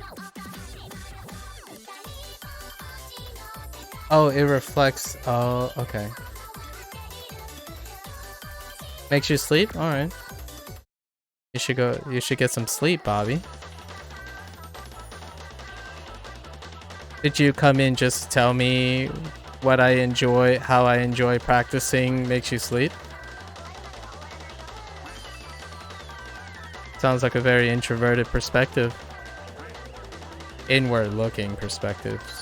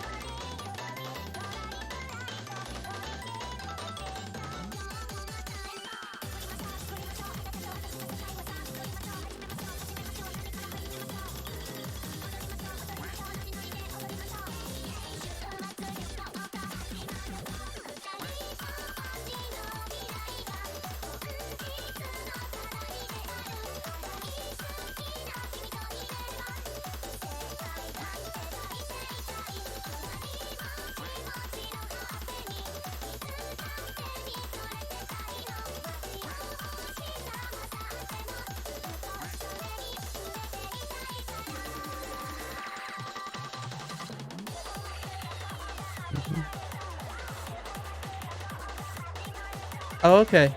Okay, Cockers. You don't know how I can do it?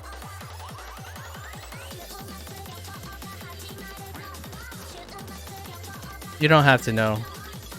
Oh, you can know if you want. I mean, I have it all written down for some in the future.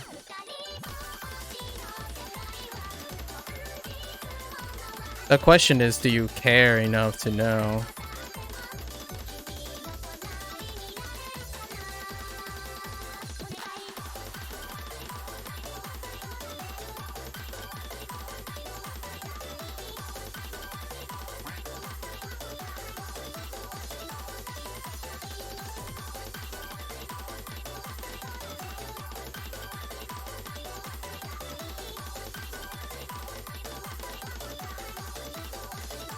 Because if you don't care enough to know, it's fine with me. I respect that.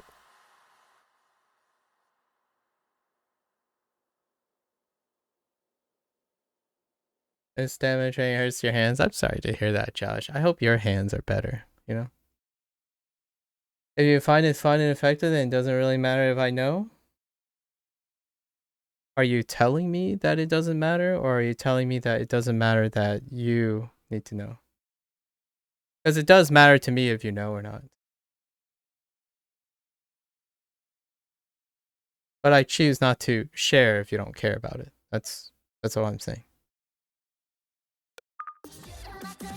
Because I can tell you how this applies to being successful in a long-standing career in education.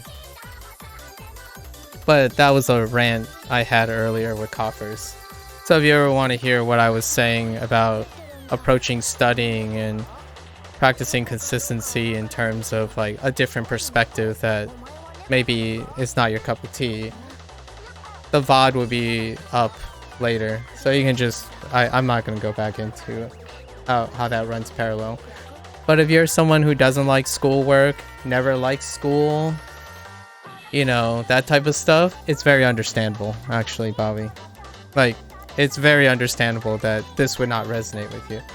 This is my weakest perspective, so I'm doing something that I actually do very rarely anymore when it comes to this type of when it comes to playing games. This type of regimented fitness program approach to practicing is something I rarely do. But in order for me to break some of the plateaus that I have with the lack of focus, to match, like, to get closer to something reasonable, to like sun and stuff, I need to do something I don't like. So I'm working on my weakest approach to practicing, and it's what Sun does very, very well. But in fact, we had this discussion a couple of times, and I'm encouraging Sun to do an approach that I typically do now, because when you go back to doing what you're comfortable with, so once I'm done with this 30-day thing that I'm going to do, this is only day 3. I've already reached my goal today, so it was only supposed to be an hour long. I started chatting after the hour is gone. But in 30 days, I know where I think I'm gonna be realistically, but I'm already halfway on the 15-day mark on where my pessimistic goal is. But this is just a fitness program. I'm just structuring it like a fitness program, which is what schools do all the time. Like study plans, homework, they're all structured in a way. Just my turn. But yeah, right now, I agree with you. It's not as exciting. To be honest, I would prefer every evening when I watch someone play, like say, oh, I got a new score and stuff. It makes me want to do that. But I'm doing what I'm doing when I ran the marathon. That's fine. You're filled with double standards, so I understand that.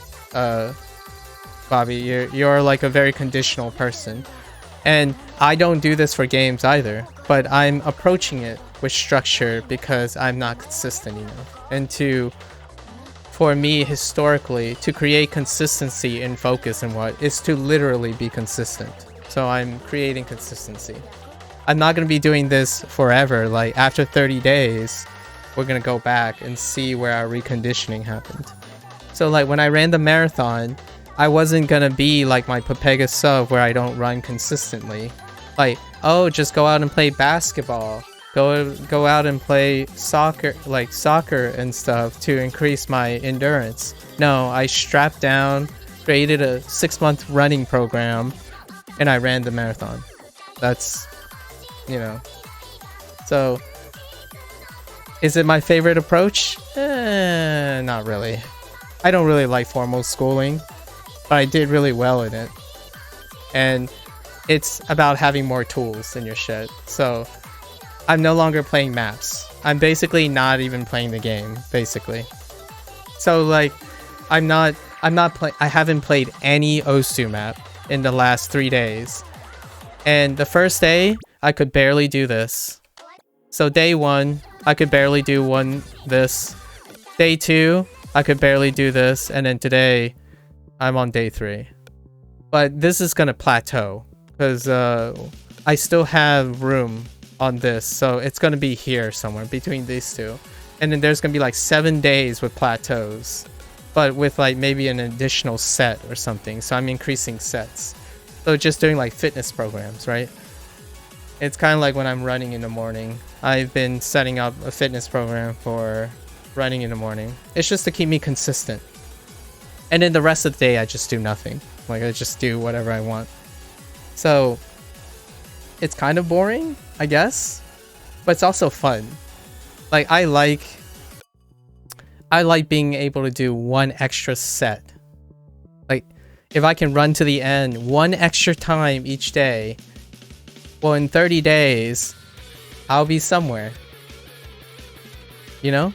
And to see improvement is a mind game. It's a gymnastics. Basically, you have to know how much can you feel satisfaction from the improvement. For me, one extra tap is sufficient. So I'm utilizing that to my advantage to keep me going with doing this. So you can come back in 27 days. Realistically, I will be here in 27 days. Pessimistically, the one that I really want to cross is here.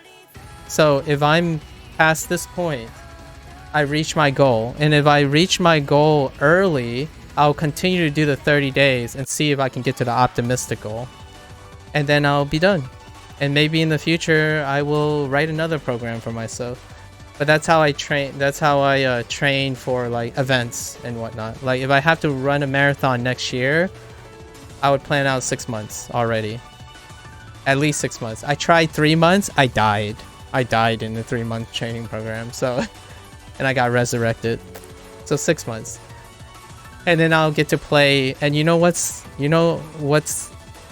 a counter to this? If this makes you sleep, if you're doing something you really dislike, it's really boring, the moment you get to do something you really like, you will overperform to your to the moon, because you finally get to let loose on something you enjoy and line up with you. That's schoolwork to me. That's education. That's professionalism. Like, as a professional, you have to do a lot of things you don't like, and you have to get really proficient at them. But when the interest lines up, you will overperform to school, generally speaking. Like, your emotional state and your mental state and your physical state will be aligned, and it will just be... So after this 30 days, I'm just not going to be able to play any OSU maps. And the reason why I'm using these map sets is because it doesn't trigger DMCA. So I can record these 30 days for posterity. At least I'm aware none of these are. I've been like running through them and it doesn't trigger like mute audio and stuff, so it cuts out the audio thing. But this is I'm just gonna like probably montage all this together. This is the other approach. This is like usually practice structure models have two different approaches, but there's like a mix in between. But the two extremes are the structured model and the passion model. If you let your passion run your structure, it will take you to great heights too. But a structured model works just as well. And I'm breaking my passion model at the moment. I'm doing something different. And then when I come back to something that I'm familiar with, it's really liberating. So that's what I'm doing. Like, every morning I'm running a mile now, and I really despise running in the morning. But I'm 36 days in. Every single morning I've ran a mile. And it's still not great, but I'm still doing it. It's a 3-month thing. So day 90 is where I track and benchmark where I am on the running structure. Yeah, I know. It's still going. It's 36 days in. Wait, what do you mean by 3 months? It's my program. Yeah, my program is 3 months, but it's only 36 days in right now. So every morning is 36. And that's An untrained person would take 3 months. Yes. On average. Most people would say an untrained person, it would take 3 months. But I run in the evening, so it will probably take me less time. Because it's just shifting, like I don't run in the evening. I run in the morning. So I'm already a trained person. So like the whole breathing thing and whatnot is still in my wheelhouse. It's just the adjustment of the time. So it's a less of a barrier. That's what I'm saying. Circadian rhythm doesn't take 3 months to retrain if that's what you... If that's a consideration. It generally doesn't. Circadian rhythm's like a week. Maybe even less. Unless you're like the rare case where when you're adjusting your sleep schedule, you can't seem to overcome it. 3 months, you probably heard it somewhere because it's a really usual number. Yeah, 3 months is a usual number.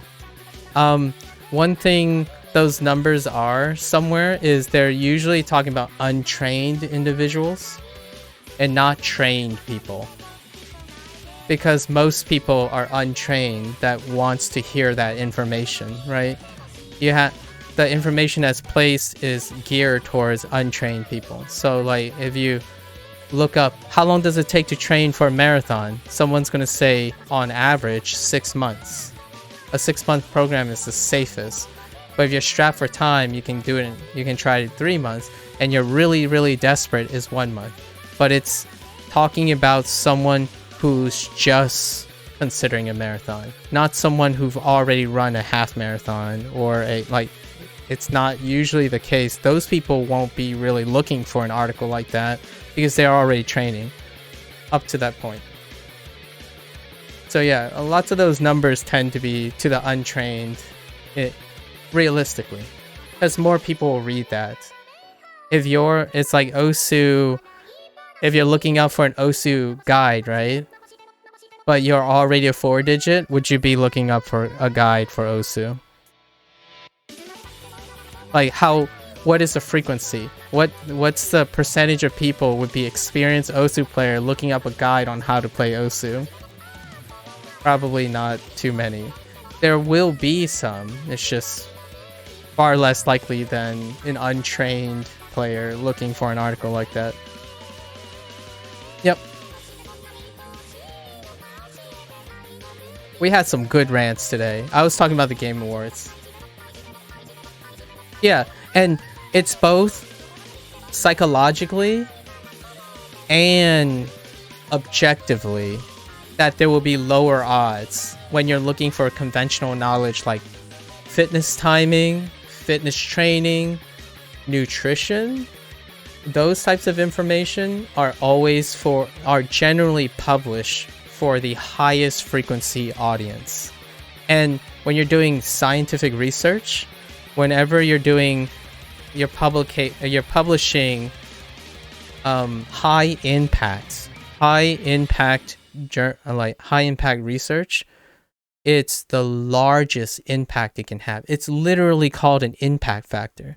Basically, it's most relevant to the largest subset of readers. So when your research is based on how impactful it is. So generally speaking, it has to apply to the largest audience. And typically, when you're publishing very great high impact research, it's trying to get the biggest difference, the biggest delta. And that usually involves, when it comes to fitness and nutrition, involves the difference between an untrained individual, a trained individual on this XYZ variable. So when people say research says this, research says that, it's still comparing an untrained person with a trained person to create that big effect. In science, it's difficult, it's too complicated, and not rigorous enough to stand up to looking at the difference between a top 10 player and a top 100 player and trying to find a statistical significance between them in terms of like training regimen or something.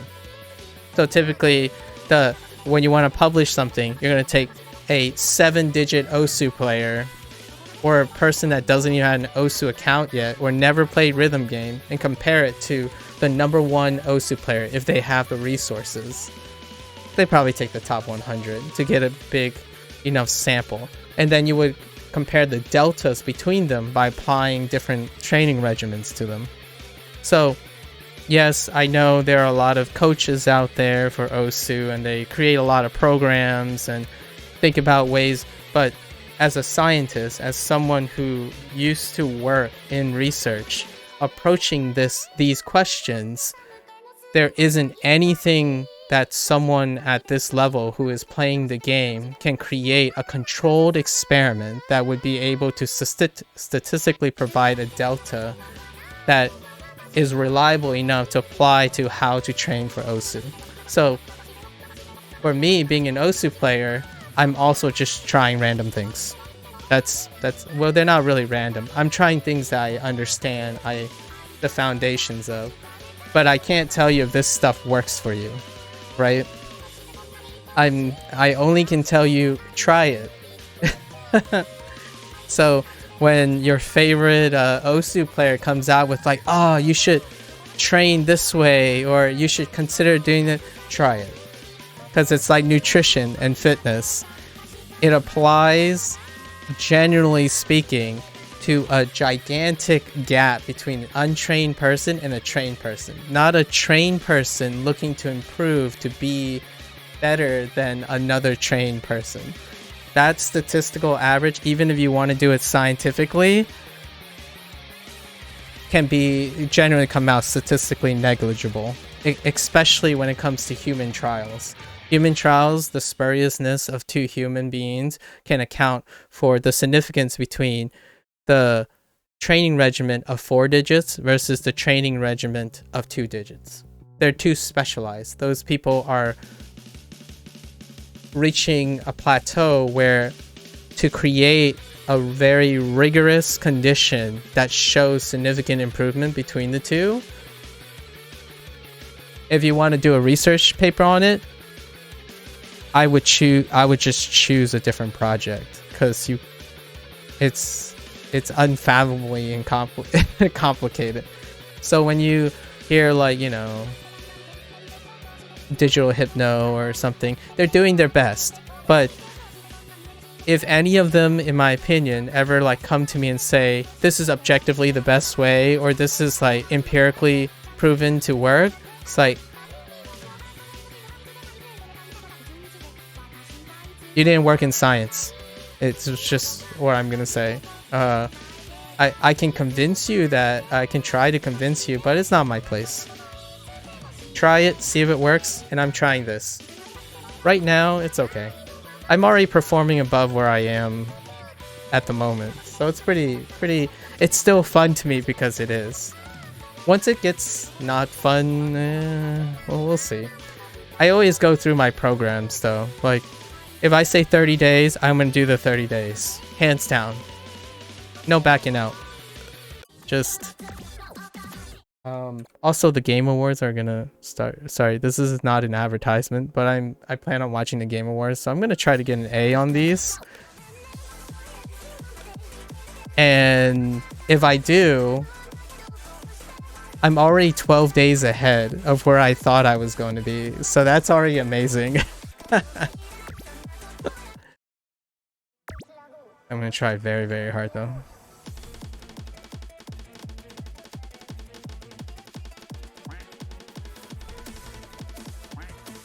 I'm very cold. These rants are good though. These rants, I enjoy these rants, but it also makes me cold.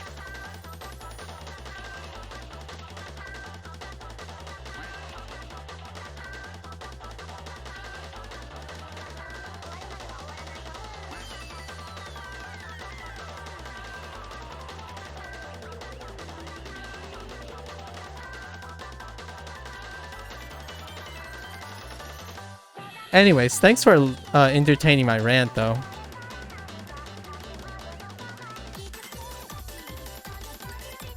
I told Sun this before. I build the rest of my life around doing things I don't really like to do.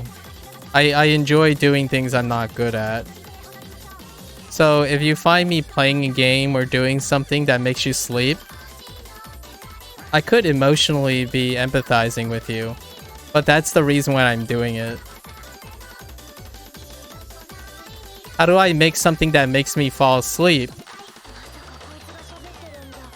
make me want to do it? So I structure things around to encourage me to do things I'm bad at.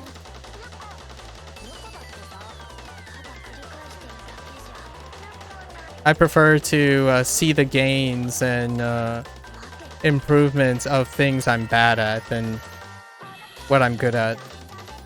Pretty much opposite of Sun. So we talk about it a lot, like in our personal time, how both our perspectives are very different. The thing that makes me and Sun very similar is that our commitment to those things. Like, I can do this for the next year because I don't like it very much. Not as much as alternatives. Because I don't like it, it's the challenge. The biggest challenge in life, in my opinion, is being able to do things that you don't like. That's what makes Sun and I the same. We do like challenges. He just does it. He just like the challenge the other way around.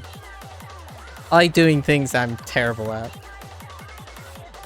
It's the most fun because the month or 2 months, your body is so good. Yeah, like your mind and body is so good at compensating for things you're really terrible at. I call them beginner gains, but that's coming from bro science and fitness. But they're beginner gains.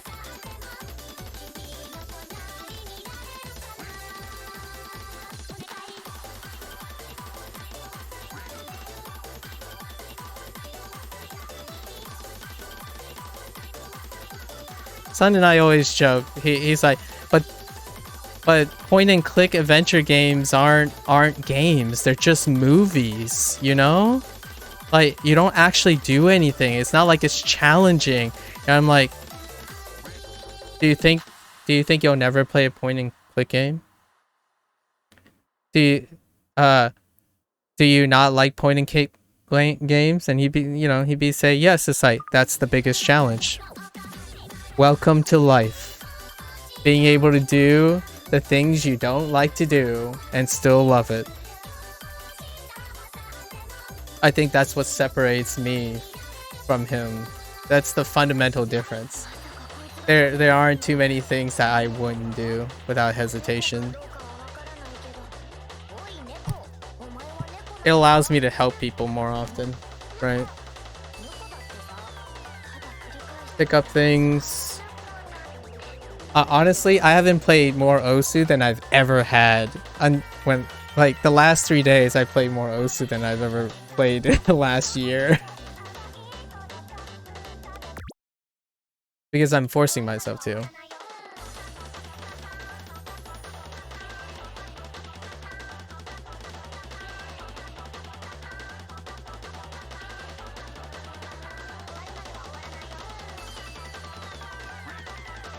I challenge you, I challenge the people that know me, I guess, to do something you don't like and do it well. And tell me in the end of the day you liked it. Convince yourself that you can like something you originally disliked. If you can, then I believe that you like to challenge yourself in life. For me, personally. Obviously, I'm okay if you continue to do things you like.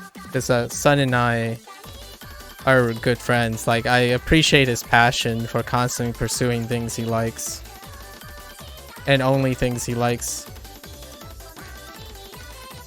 But we wouldn't be friends if I wasn't the way I was. Or am, still. I wouldn't be able to talk to people I disagree with all the time and be good friends with them if I'm not the way I am.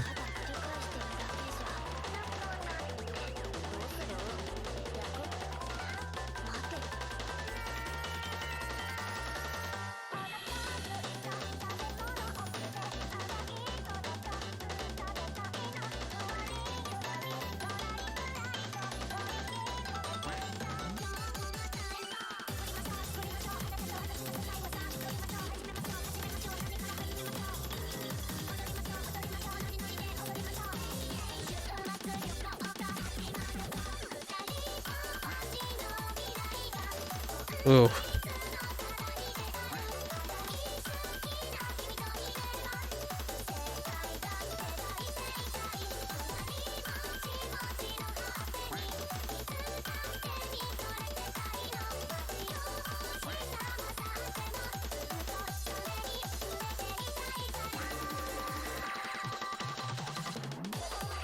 I was barely petition. I was barely able to get to the end of this map on day 1. And now I'm just doing it in my fatigue state, so it's a win for me.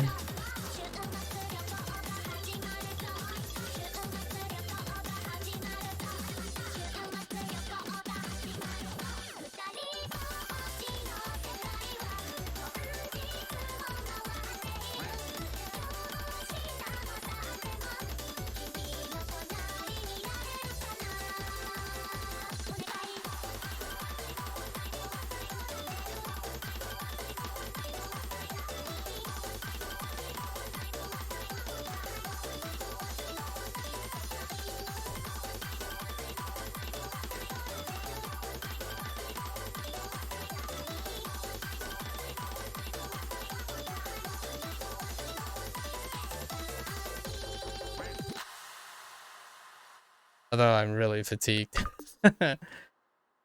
We're like way over time, but I'm feeling really good. Like super good. This one was a bust today. We need to really focus in order to... We're lagging behind. We're a little below the mark. I think at the end of week 1, I should be up to where I used to be, which is working on these right here in a tired state. Hopefully in a mid to tired state. This is feeling really good though. This is way ahead of schedule. I'm like at my 15-day goal already. So I guess we're just gonna keep doing this for a while.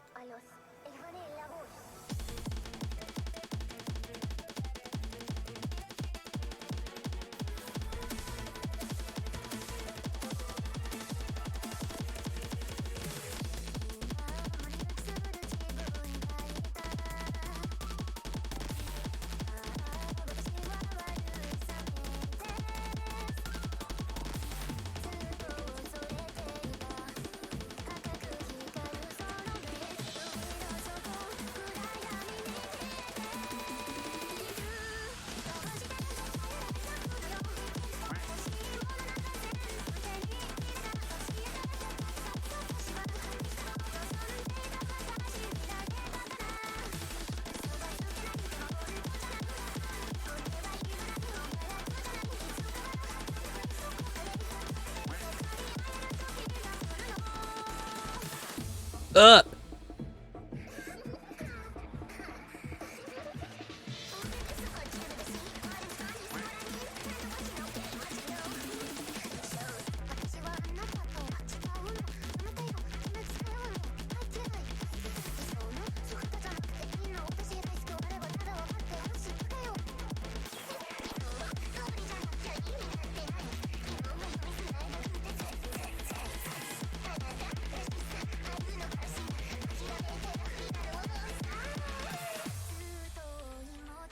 That went a little bit better. That was...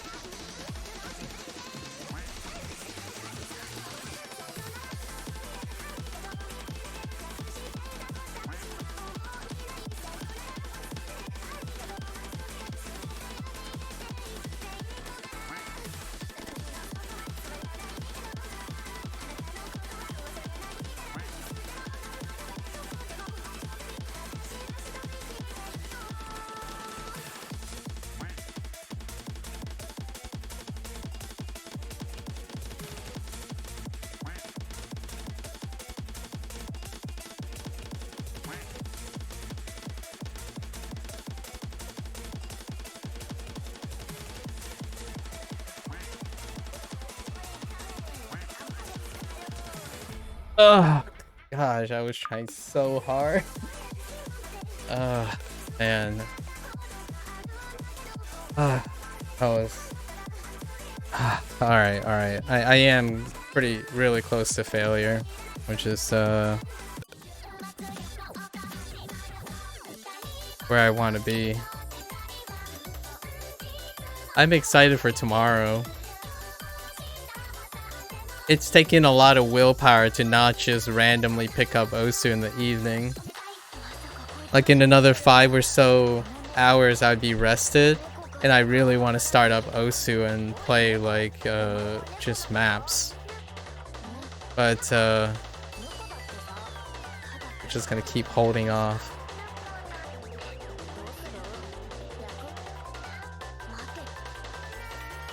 And I'm really holding off on this too, which I need to, I've already set a benchmark where we have to do this on warm-up or on the preload phase. And this on the preload phase. Probably even this on warm-up. And then we'll go back to doing this again. At some point. Not today, though. We should play it at least one time just to keep refreshing ourselves.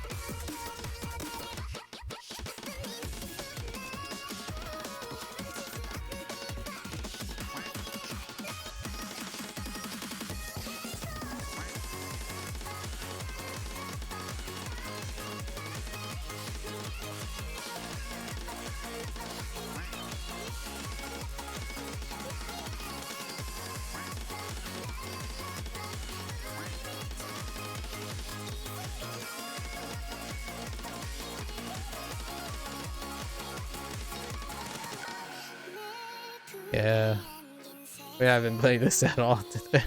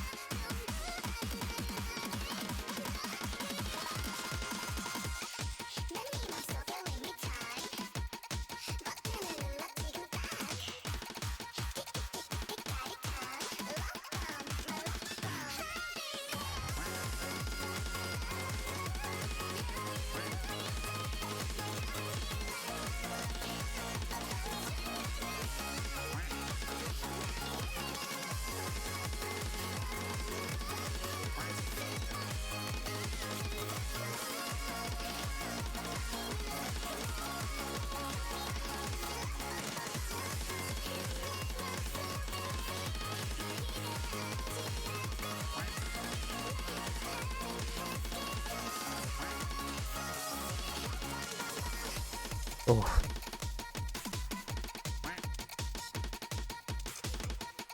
I haven't really moved my aim hand today. Maybe we should we should keep up with the aim stuff though.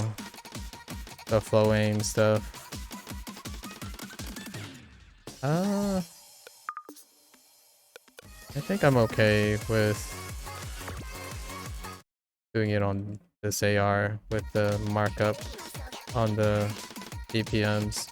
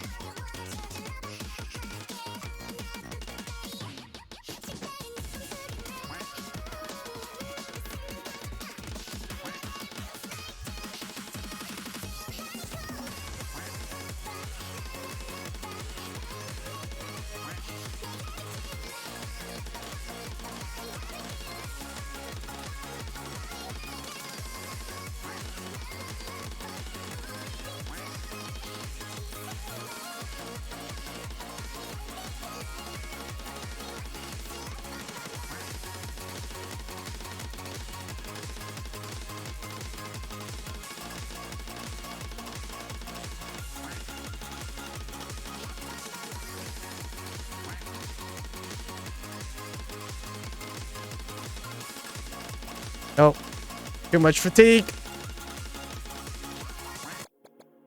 Yeah, I guess the goal is to do this in the fatigue state. Probably after my sets with this. So we can get into the fatigue state, like just 3 sets of this and still be able to not have to juggle, keeping my hand constant while aiming would be ideal. The first 2 days we played this in between our sets, so it was okay. There's some improvement, but I think there's a big stopgap between getting start and stops up.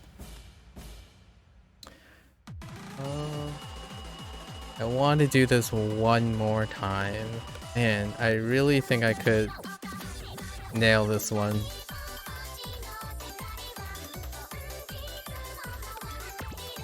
Also, there's an AR change between all of these, but...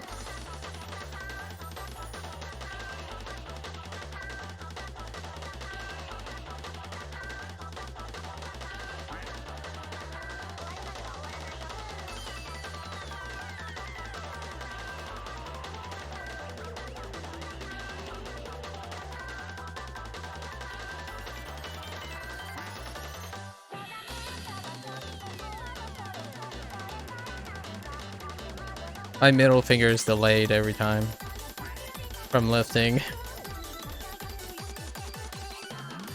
Yep. Yep, we are completely fatigued. Good. I hope I can get to it a lot faster.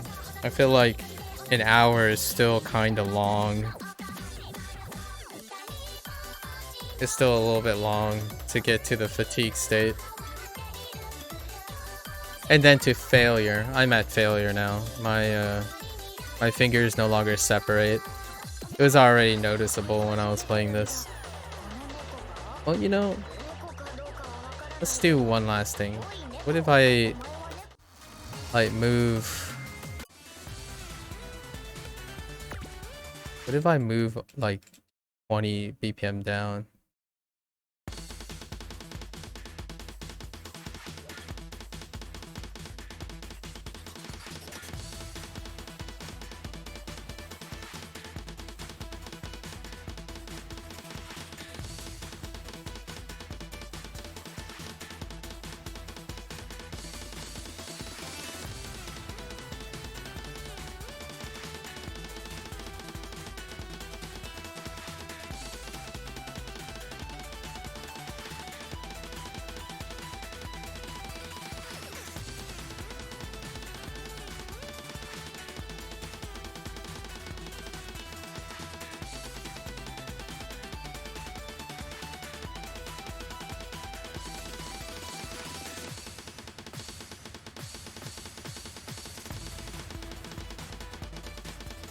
Nope.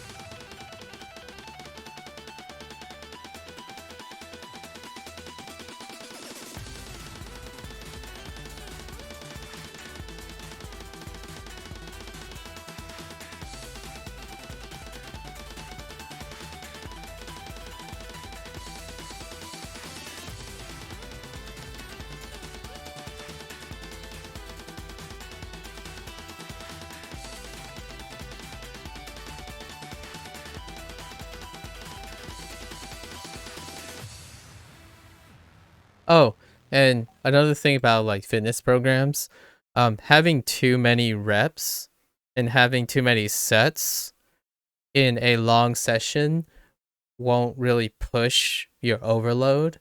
So, I'm just playing now because I'm actually kind of enjoying it. Like being able to do this even when I'm fatigued. But when you reach to fatigue, the faster you reach to fatigue, usually it's a lot more efficient because you're trying to push yourself to fatigue, like as by excelling and put beyond your limits as quickly as possible. So you're progressively overloading, and you're keeping it within. To maintain the consistency, you need to maintain a set amount of consistency you desire, which for me, an hour is pretty reasonable. So I'm trying to hope to increase my progressive overload to that point and keep it within the hour. And then in the future, I can just like play varying lengths and all that. That's fair. But to be very efficient, you have to make sure you're not overcompensating for more volume, because the volume can be less efficient at improving your speed, your start stop consistency and stuff if you're not performing hard, like if you're not performing really focused and sharp. So it's kind of like for me as a person who thinks about fitness and whatnot, someone going all out and as best as they can ever possibly do in 3 sets far outweighs someone who's doing supersets like 34, 30, like 30 sets of something with relative ease until they reach failure there. You still are going to get gains and whatnot. It's just not as efficient. The understanding of how biomechanics work, how adjustments work, and biology kind of largely still somewhat. It could change in the future. Who knows? There might be some new information, but it emphasizes the idea that quality sets within a specific range of consistency you want, the endurance you want. Within that endurance, you keep it within that endurance and you progressively push yourself, overloading within that endurance. It's a little bit that when I'm talking about endurance, that's the part that a lot of people tend to ignore. Basically, oh, I do what's easy for me or what I can maintain, or like I believe more sets is better, more volumes. That's up to the person, right? So I want to be able to play Osu at my peak for like a portion of an hour, and that's great. And then there are thresholds below it, like, you know, many maps below your peak threshold you can play with leisurely. So it works really well with the Osu model of their variety playing, where you do progressive overload in a short amount of time, and peak performance is when you're really going for that stuff, but your endurance will filter down. So I'm restricting it to an hour, and then thinking that, you know, maps that are lower in the skill cap, my stamina will not drain overall. My endurance will not drain overall as much. But right now, all I'm doing now is just kind of celebrating day 3, because most of these stuff, I probably do it once to warm up most of the time, and then That's about it. But I can do this a hecaton. In day 1, I was struggling like a boss just to get just to get to the end of this. All right, we'll do one more celebratory victory lap. I lied. We can't. All right. Well, that's the end of today's training session. Good rants in between too. Although for the first hour, I got to make sure I stay focused for the first hour. I accomplished my tasks so early today. Like today, I just came out of the gates and got the 3 sets that I didn't think I was gonna get on this. So tomorrow, a realistic goal is to get 1 set of this within the hour. It's probably after the warm-up. So okay, so let's make a oral note of what I learned today, or what I'm gonna plan for tomorrow. I'm still gonna attempt to use this as the warm-up for sustain. I'm gonna try to warm up with this still, but no step down. This, I'm gonna attempt to warm up with this, and then I'm gonna step down if my fingers don't separate. I'll step down. And the goal tomorrow is to secure one set of this or this. Sometimes the AR difference makes a difference, and then like all these other stuff like music and whatnot. But and this is being exchanged for the other one. Since I'm always focusing on the bottom, the start stop. This you only start once and keep going for sustain. So I hope I can get to here tomorrow. That's too optimistic. I hope I can like just do this once or twice maybe, and then possibly start playing this regularly. But yeah, I'm gonna be floored if I can get to the end of 4 minutes and 42 seconds. Let alone 5 minutes and 19 seconds. I'm gonna be absolutely floored if I get to the end of this. But anyways, yep. All right, that's for tomorrow. I'll probably do a quick session tomorrow too, just the 1 hour to keep myself honest, because we're keeping ourselves honest. I like to make a montage of this. I'm gonna start 30-day stuff all the time now because it's my favorite thing to do. Like when I'm not streaming or playing video games or helping talk to people, I'm always doing 30 days to 3-month projects on myself. Like I love learning something new, like when even semantically, like someone would say, hey, Nintendo has terrible lag. I would spend 30 days researching about that. Fictitious. I'm looking at you. Anyways, all right, I'll be back tomorrow for like an hour or two because tomorrow's anime day, but we have to squeeze this in too. So we'll watch anime and then do the practice probably. It's gonna be later in the evening, so it's gonna be rougher. They do, they really do. I've been doing Osu things right after I run too. Like these are locked in together. I wake up, go for a run, come back, wash up, come down here, breathe a little, stretch a little, I guess, or like wiggle around a little, start stream, and we're into Osu things. So tomorrow is gonna be different. On Fridays, it's gonna be in the evening after. So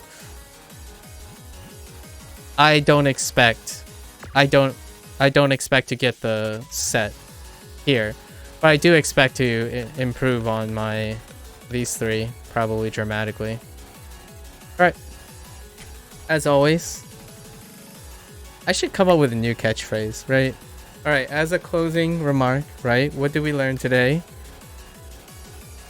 We talked about a lot of things. But, you know, as always, I'll see some people tomorrow for a brief time. Until then, Portal. Dude, I'm gonna do that. Fictitious.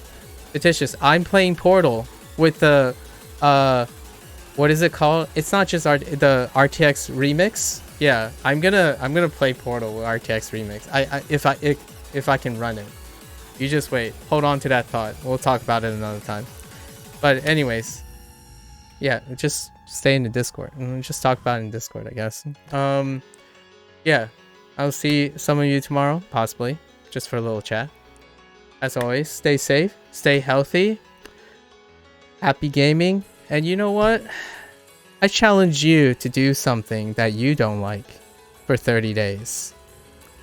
And tell me about that experience and tell me what you learned from it. Alright, take care guys. Bye.